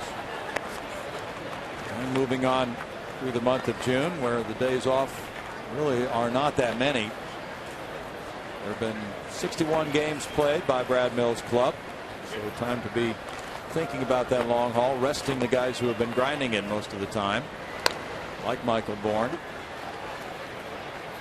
The manager won't just look at tomorrow's game or today's game. He'll look down the road a number of games and look at potential pitching matchups and an opportunity to get a spot start for one of his bench guys or to rest one of his everyday players. Maybe up against a pitcher a guy hasn't had much success with, and find an opportunity to rest one of his everyday guys. Michaels, who was out for a few weeks with that shoulder injury, getting some much needed at bats tonight. Bourgeois coming back from an injury.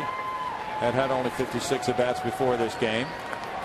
Hunter Pence, the only Astro to play in every game, all 62 of them, including this one. But Michael Bourne has missed only one, and Brett Wallace has missed only one game so far this year.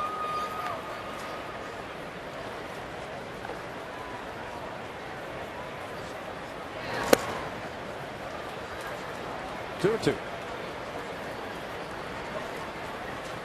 Arizona got a run in the top of the 10th. Pittsburgh has scored in the bottom of the 10th to tie it. Still batting 2-2. JJ puts in the game for Arizona. Pirates, if they win, will be at 500, 30-30. I wonder when the last time they were at 500 this deep in the season. That's a really good question. In 97, they flirted with 500. The Astros won the Central. They've not had a winning season since 92. It's a long haul. If they finish 500, I think Clint Hurdle should be manager of the year. Well, regardless of what anybody else does. It's a good point.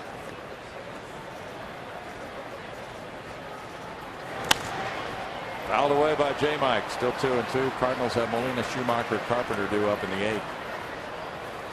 Got a good book for you, Brownie. What do you have? It's called Scorecasting.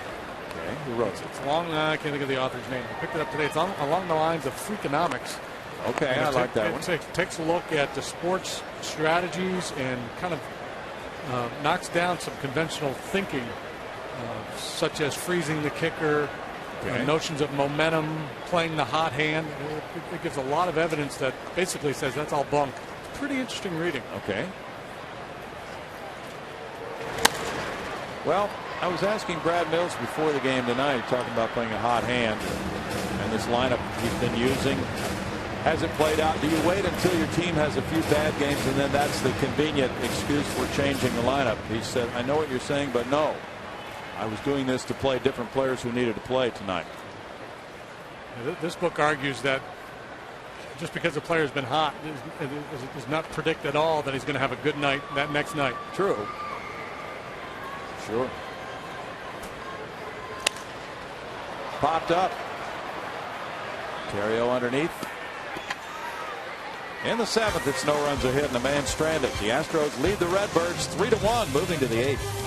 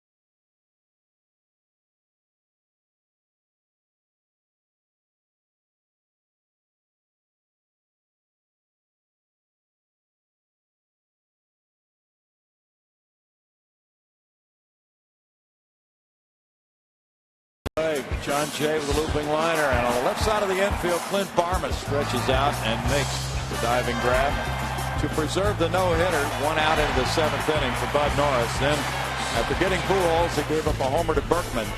That made it 3-1, and that's where it is right now, as the Astros have replaced Carlos Lee with Brett Wallace at first base, and they move to the 8th inning with Yadier Molina 0 for 2. Molina's hit the ball on the ground both times. In the 5th inning, he bounced into a double play. 1 of 3 turned by the Astros in this game. Well, the no-hitter's gone, the shutout is gone, but the complete game still within reach. But at 89 pitches as he works here in the top half of the 8th. The Astros as a team do not have a complete game this year.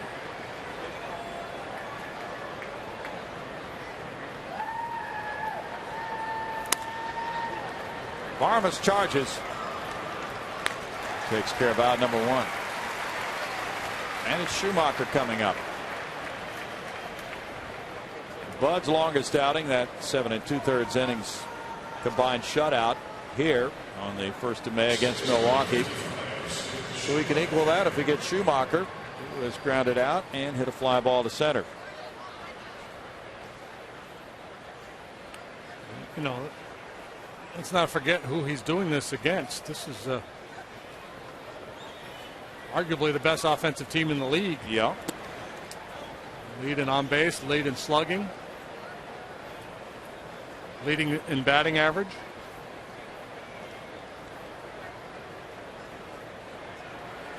Yeah, they're hitting .280 as a team coming into this game tonight.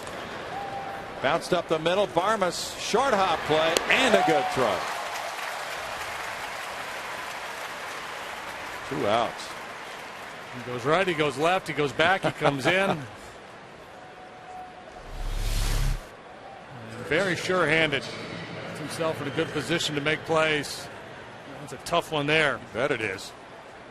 Schumacher runs well, so he didn't have a whole lot of time to dawdle.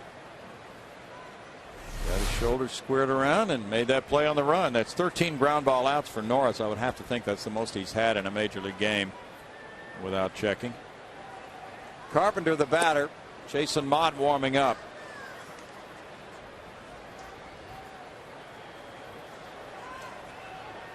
Mark Hamilton's in the on-deck circle. Pitcher Spadu up next. Great pitching line for Norris.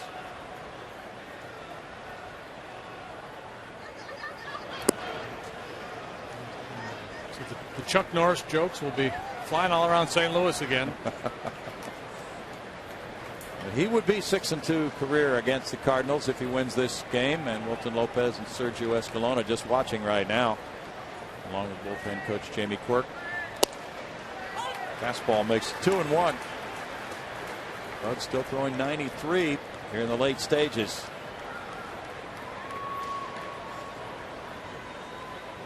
Trying to square his record at 4-4 tonight. He was 9-10 last year. 3 balls and a strike. Bud's ERA at home is 2.40 for 7 starts before this one.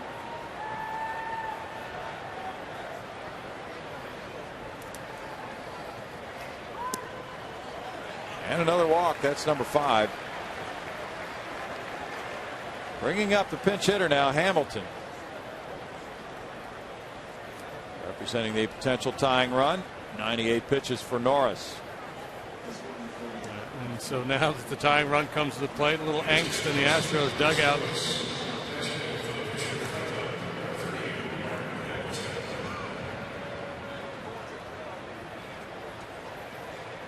Brad Arnsberg's making that walk to the mound, and he does this routinely when a pinch hitter comes into the game to go over that pinch hitter. Hamilton batting for Ryan Franklin. Franklin went an inning and a third, giving up 1 hit, no runs. He had no walks and 1 strikeout. Hamilton's had 16 at bats with 3 hits, a 188 average. No runs batted in. As a pinch hitter, he is 3 for 13. And Hamilton has been a pinch hitter in 3 games against the Astros this year. He's from Baltimore, went to high school here at Episcopal High School in Bel Air, and then on to Tulane University, lives in New Orleans. Brad Mills hoping Norris can get this left-handed hitter who was a second-round pick in '06 by the Redbirds. Hamilton had just 14 major league at-bats with St. Louis last year. Pretty decent pop. Hit 20 home runs at the minor leagues last year. Split time between AA and AAA. 1 to Hamilton. Hamilton was recalled most recently last Friday from Memphis.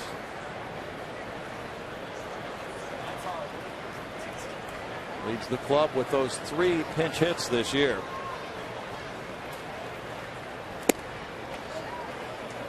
Now it's 2-0 to him.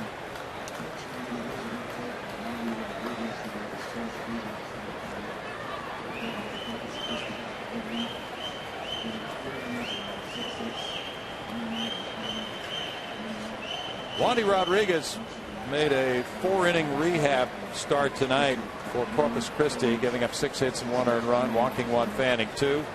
And he is supposed to, if all things are going fine for him, return to the Astros rotation here Monday night against Atlanta. Right now, the Astros are listed as TBA for the starter. Strike makes it 2-1. Wandy had some fluid in his left elbow, working his way back from that. Back into the count with that backdoor slider. Didn't want to give in with a fastball.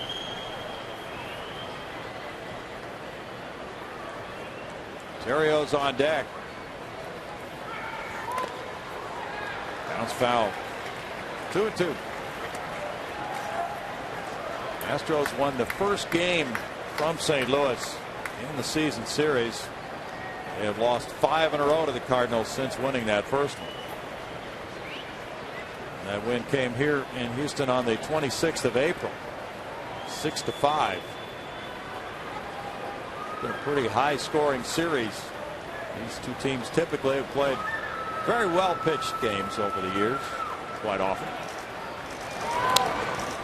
Foul back. Oh boy, had a pitch to hit there. Yes, he did. Challenging him with a 93-mile-an-hour fastball.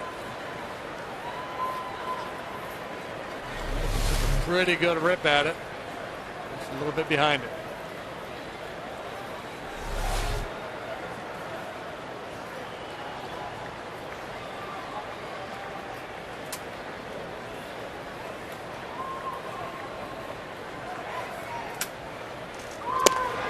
Strike 3 call, and that ends the 8th inning for St. Louis. Strikeout number 2 for Bud Norris. And it's no runs, no hits, and a man left. He has stopped the Cardinals through 8 on 1 hit and leads.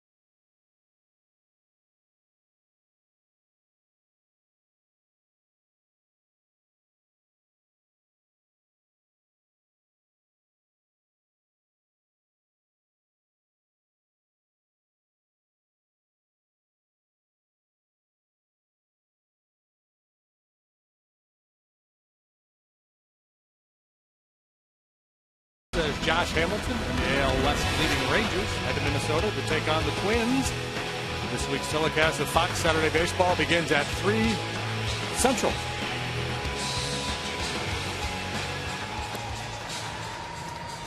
We go to the bottom of the 8th inning. The Astros lead the Redbirds 3-1. Jason Mott comes out of the bullpen for Tony La Russa. He will be pitcher number 4 for the Cardinals tonight. Hard thrower, converted catcher. Johnson, Barmes, and Toles due up for the Astros to face him in the 8th inning. There's Mott from that baseball powerhouse, Iona. Oh, yeah. The Gales. Well, they come from all over. And this guy's got a good arm. 97 miles an hour in last night's game. Control is a little wobbly. This leads to an uncomfortable at bat. Matt Downs knows all about that. He took one on the hand last night from this guy. Chris Johnson doubled to left center in the 2nd inning. He's 1 for 3.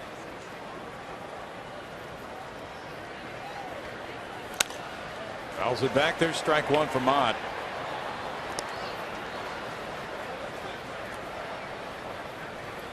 Barmes on deck as the Astros try to get insurance runs for the 9th inning when Albert Pujols will be due up 3rd behind Terrio and Jay. Matt Downs with the bruised hand.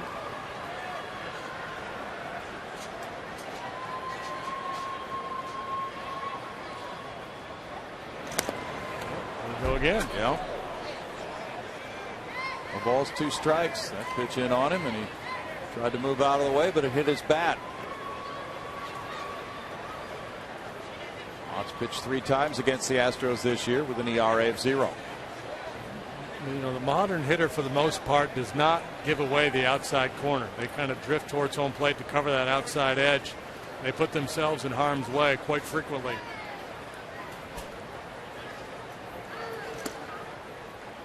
It's 1-2.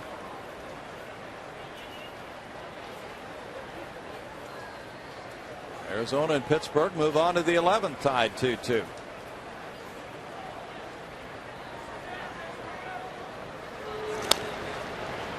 Foul ball keeps it in a 1-ball, 2-strike count for CJ.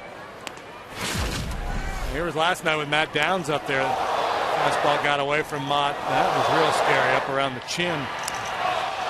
They got the hand.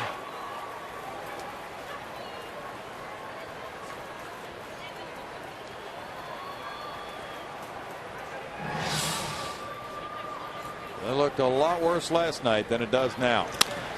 Fly ball to right. Jay waiting. 1 out for Mott. We go to Bart. Hey fans, you can follow the Astros with MLB.com at Bat11 app for your iPhone, iPad, Android, or BlackBerry. Get live audio, pitch-by-pitch tracking, video highlights, and a lot more. Text @BAT to 31826 or go to Astros.com for more details. Brownie? Thanks, Bart. Clint Barmes is 0 for 3, but he has been a key factor defensively for the Astros. J.R. Toles is on deck. Barmes looks at ball 1. The Mets just dropped a 5-run 8th at Milwaukee. And the Brewers, they're still batting with a 6-2 lead. Ronnie Paulino had his first home run. I wonder if Jose Reyes hit a triple. We're going to check. He's got 11. 11 triples? Mm-hmm. He just has a double tonight. 1 ball, 1 strike. Yeah, he's on a near record pace. That is crazy. What is the record anyway? Any idea? Well, way back in the day, yeah, it was much more common to see guys at 30, 40 triples. Maybe Chief Wilson or one of those guys. 1 ball and 2 strikes. Yeah, that's true. Early days of baseball, there were all kinds of triples. Paulino's homer in the 8th came off Cameron Lowe. That was a 3-run shot as the Mets have overtaken Milwaukee. Lowe was tagged for 5 earned runs in 2/3 of an inning. There goes Randy Wolf's win. Well, boy, Brownie, you're all over it. It was Chief Wilson. Was it really? Yeah. It's unbelievable. Struck him out. He had 36. 36 and triples. 1912 into it.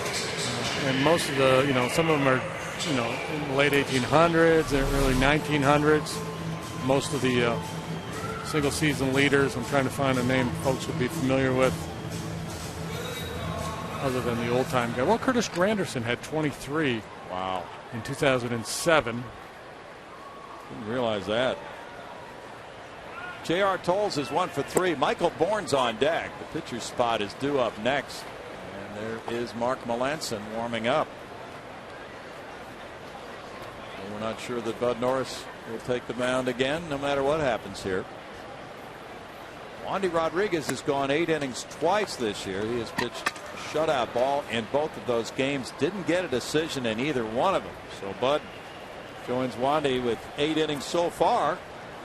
May not be the first Astro to go the distance. Mott misses, and it's 2-1. With the top of the Cardinal order, Terry O'Jay and Pujols due up. The Astros wouldn't mind another run or two. Bourne on deck.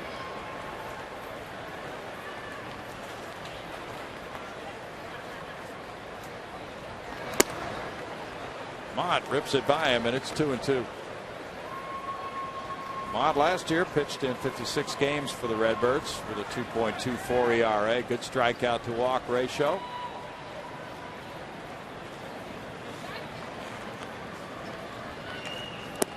Boy, little slider there, just missed the outside corner. He's a bundle of energy out there, isn't he? He is. Stomping around, adjusting this, that, and the other thing. Sure is.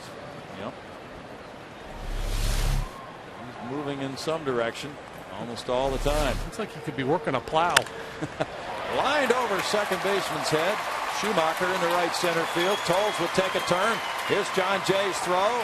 He has a double. And Tolles picks up double number 6 of the season. He has a 2-for-4 game. Michael Bourne will pinch hit for Bud Norris. Base hit to center on the line, and now a double into the alley in right center.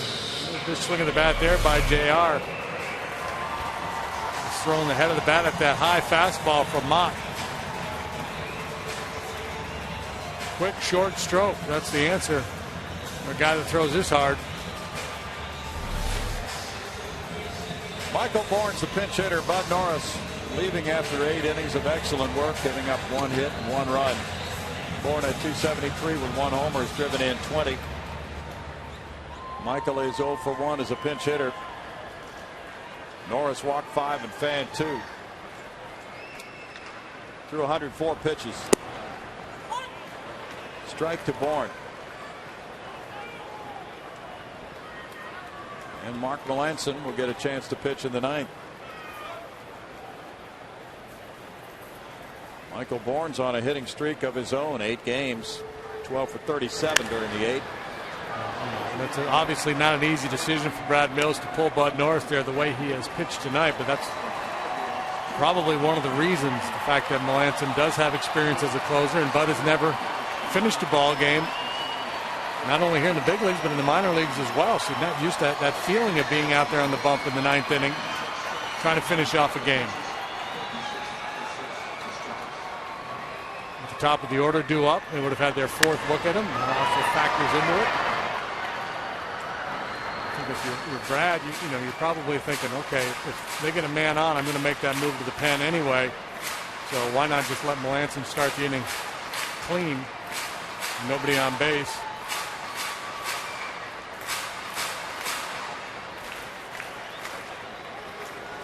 Brad Mills hoping Michael Bourne can fall into line with his recent RBI production. He's driven in 10 in the last 14 games. Had a tough game last night, though. Bouncer up the middle and into center field. Tolles coming home. Rasmus will throw toward the plate. Not in time. RBI pinch single. And it is 4-1. Bourne comes through on the bouncer on the 0-2 count. Yeah, nice swing of the bat with 2 strikes to drive in a little insurance here. Had that lead just a little bit. Probably should have gone to second base, anticipating that this throw would come all the way through. It's the bottom of the 8th inning. The Cardinals are already down 3, so they weren't going to cut that ball off.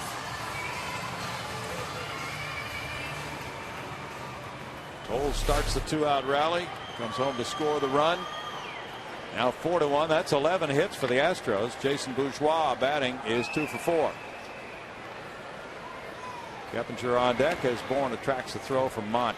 Two reasons why you keep going there for Michael. One, in all likelihood, the ball's going to go through the home plate, so you're standing on second. And two, if they cut the ball off, then that run scores with no play. Bourne with 25 stolen bases. Not going. 1-0 to Bourgeois.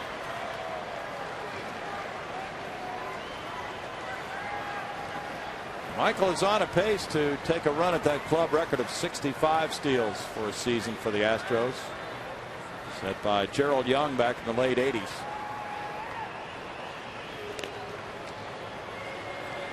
It's kind of the heyday of the stolen base. Absolutely. Ricky Henderson was running wild, and Vince Coleman.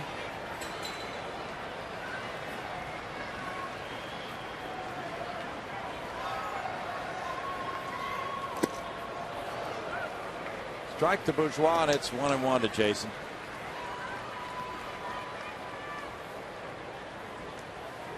Final game of this series starts at 7:05 tomorrow night with Lance Lynn going for St. Louis. That'll be his second major league start. Jay Happ has been pitching well for the Astros, but has not necessarily been getting rewarded with wins. Tries to keep that string going. There goes Michael. The ball is dropped by Molina, and he steals it. 26 stolen base for Michael Bourne.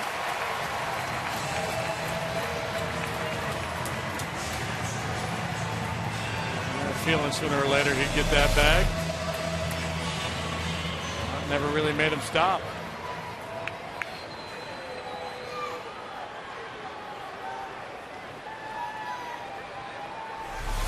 Count runs to 2-1 for Bourgeois.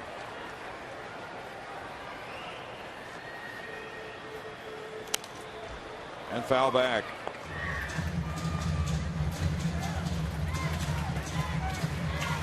Been a pretty good distribution of hits throughout the Astros lineup tonight. 2 for Bourgeois. Keppinger and Pence have their hits. Lee had one. Couple for Michaels. Johnson's on the board. Only Clint Barmas and the pitcher have not reached the hit column. Give Barmas a pass because of his outstanding work at shortstop. Give the pitcher a pass for his one hitter. True. 3 balls, 2 strikes. That's why DHing has to be awfully tough. You don't get to go out in the field and do anything positive at all if you're having a bad day at the plate.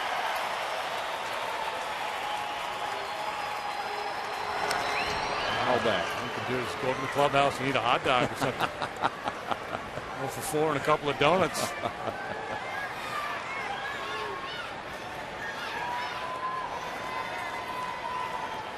You can be a cheerleader. Yes. And rally the troops and provide counsel if you're a veteran DH. That's kind of the original DH. That's what it was. A lot of older guys who no longer play the field but could still swing the bat a little bit. Check swing roller. It goes to Pujols left. He takes it to the bag. In the 8th inning, the Astros get a rally going with 2 outs. Score a run on 2 hits and leave a man. It's 4-1 Houston.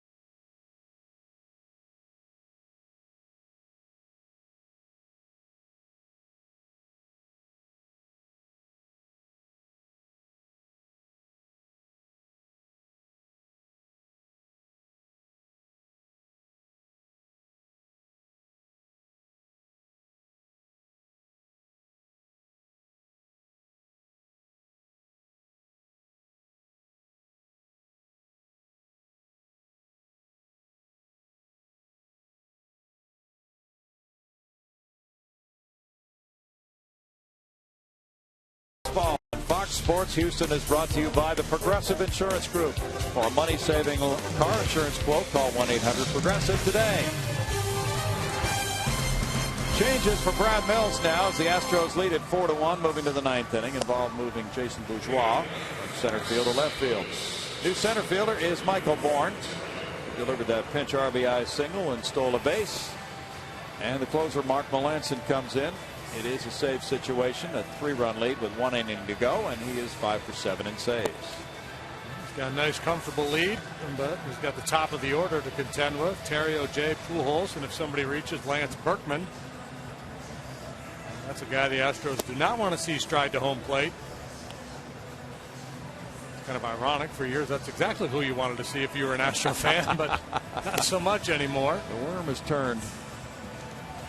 Well, Melanson got saves in back-to-back appearances at Chicago on Wednesday and at San Diego on Thursday to give him 5 for the year. As you noticed, he had pitched in 4 consecutive games after he walked off the mound. After that 7-4 win in San Diego Thursday, he came back and worked an inning Sunday, gave up an unearned run, and now faces Terrio. Terrio has walked twice and hit a fly ball to right.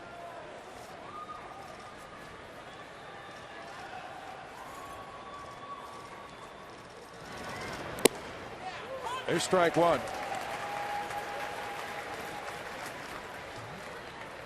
Terrio's hitting streak on the line. You really can't afford to be thinking along those lines. You just got to get on base anyway. Backhanded. Wallace tossing, and a hitting streak is showing no hits tonight for Ryan Terrio. 0 for 2 with 2 walks, 1 out. See you working, Brownie. You're not putting the bats in the bat bag yet. No. Been too many comebacks in the ninth inning down through the years. It's not over. Not yet. Fat lady hasn't sung yet. She's warming up. Yeah.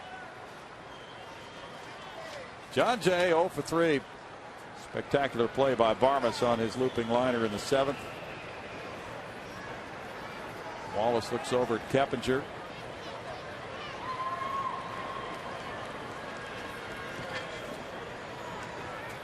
Pujols on deck. Jay takes a look at it. It's strike one. The last one hitter for the Astros was by Roy Oswalt last July 8th against Pittsburgh. He gave up a Neil Walker hit, a single in the first inning, and that was it.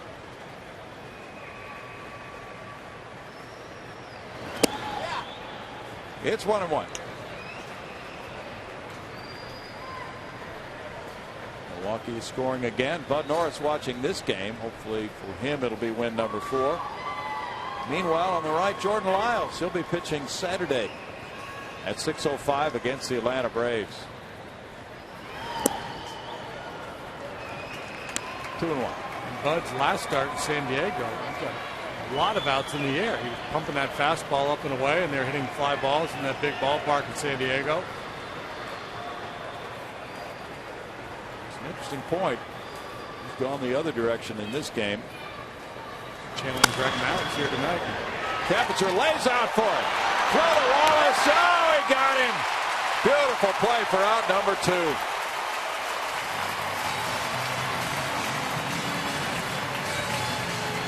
Tom Hines had a couple of very close bang-bang plays down there at first base tonight to call.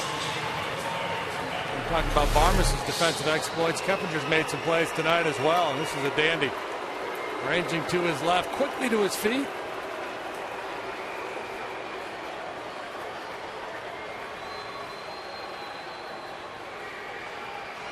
Ooh. Either way. Very close, yeah. Now Pujols. Strike one. Spotlight.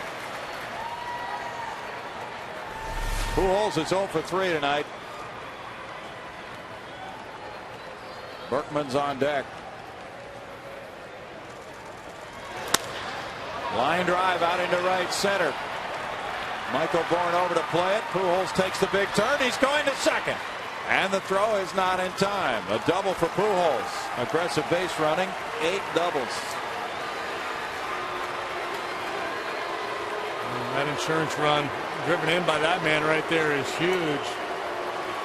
Otherwise, Lance Berkman would be up there representing the tying run. A little mishandle out here in center field by Michael Bourne. That allowed Berkman, or Pujols rather, to stretch this for two. Peeking there.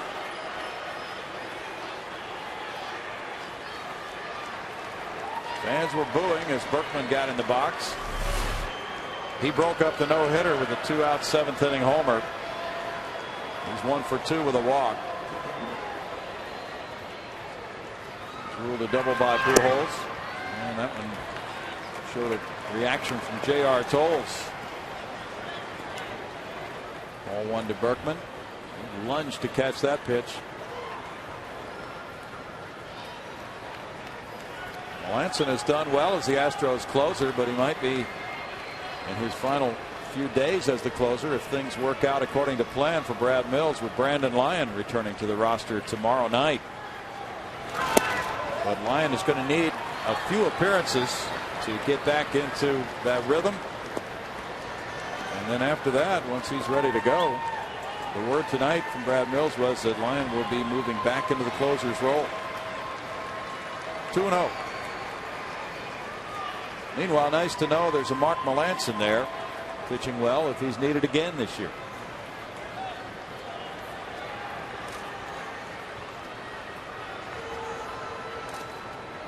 Melanson's gained this valuable experience. This might be his role pretty soon, somewhere down the road. He's a closer at the University of Arizona, but really had not had that opportunity in the big leagues until recent weeks.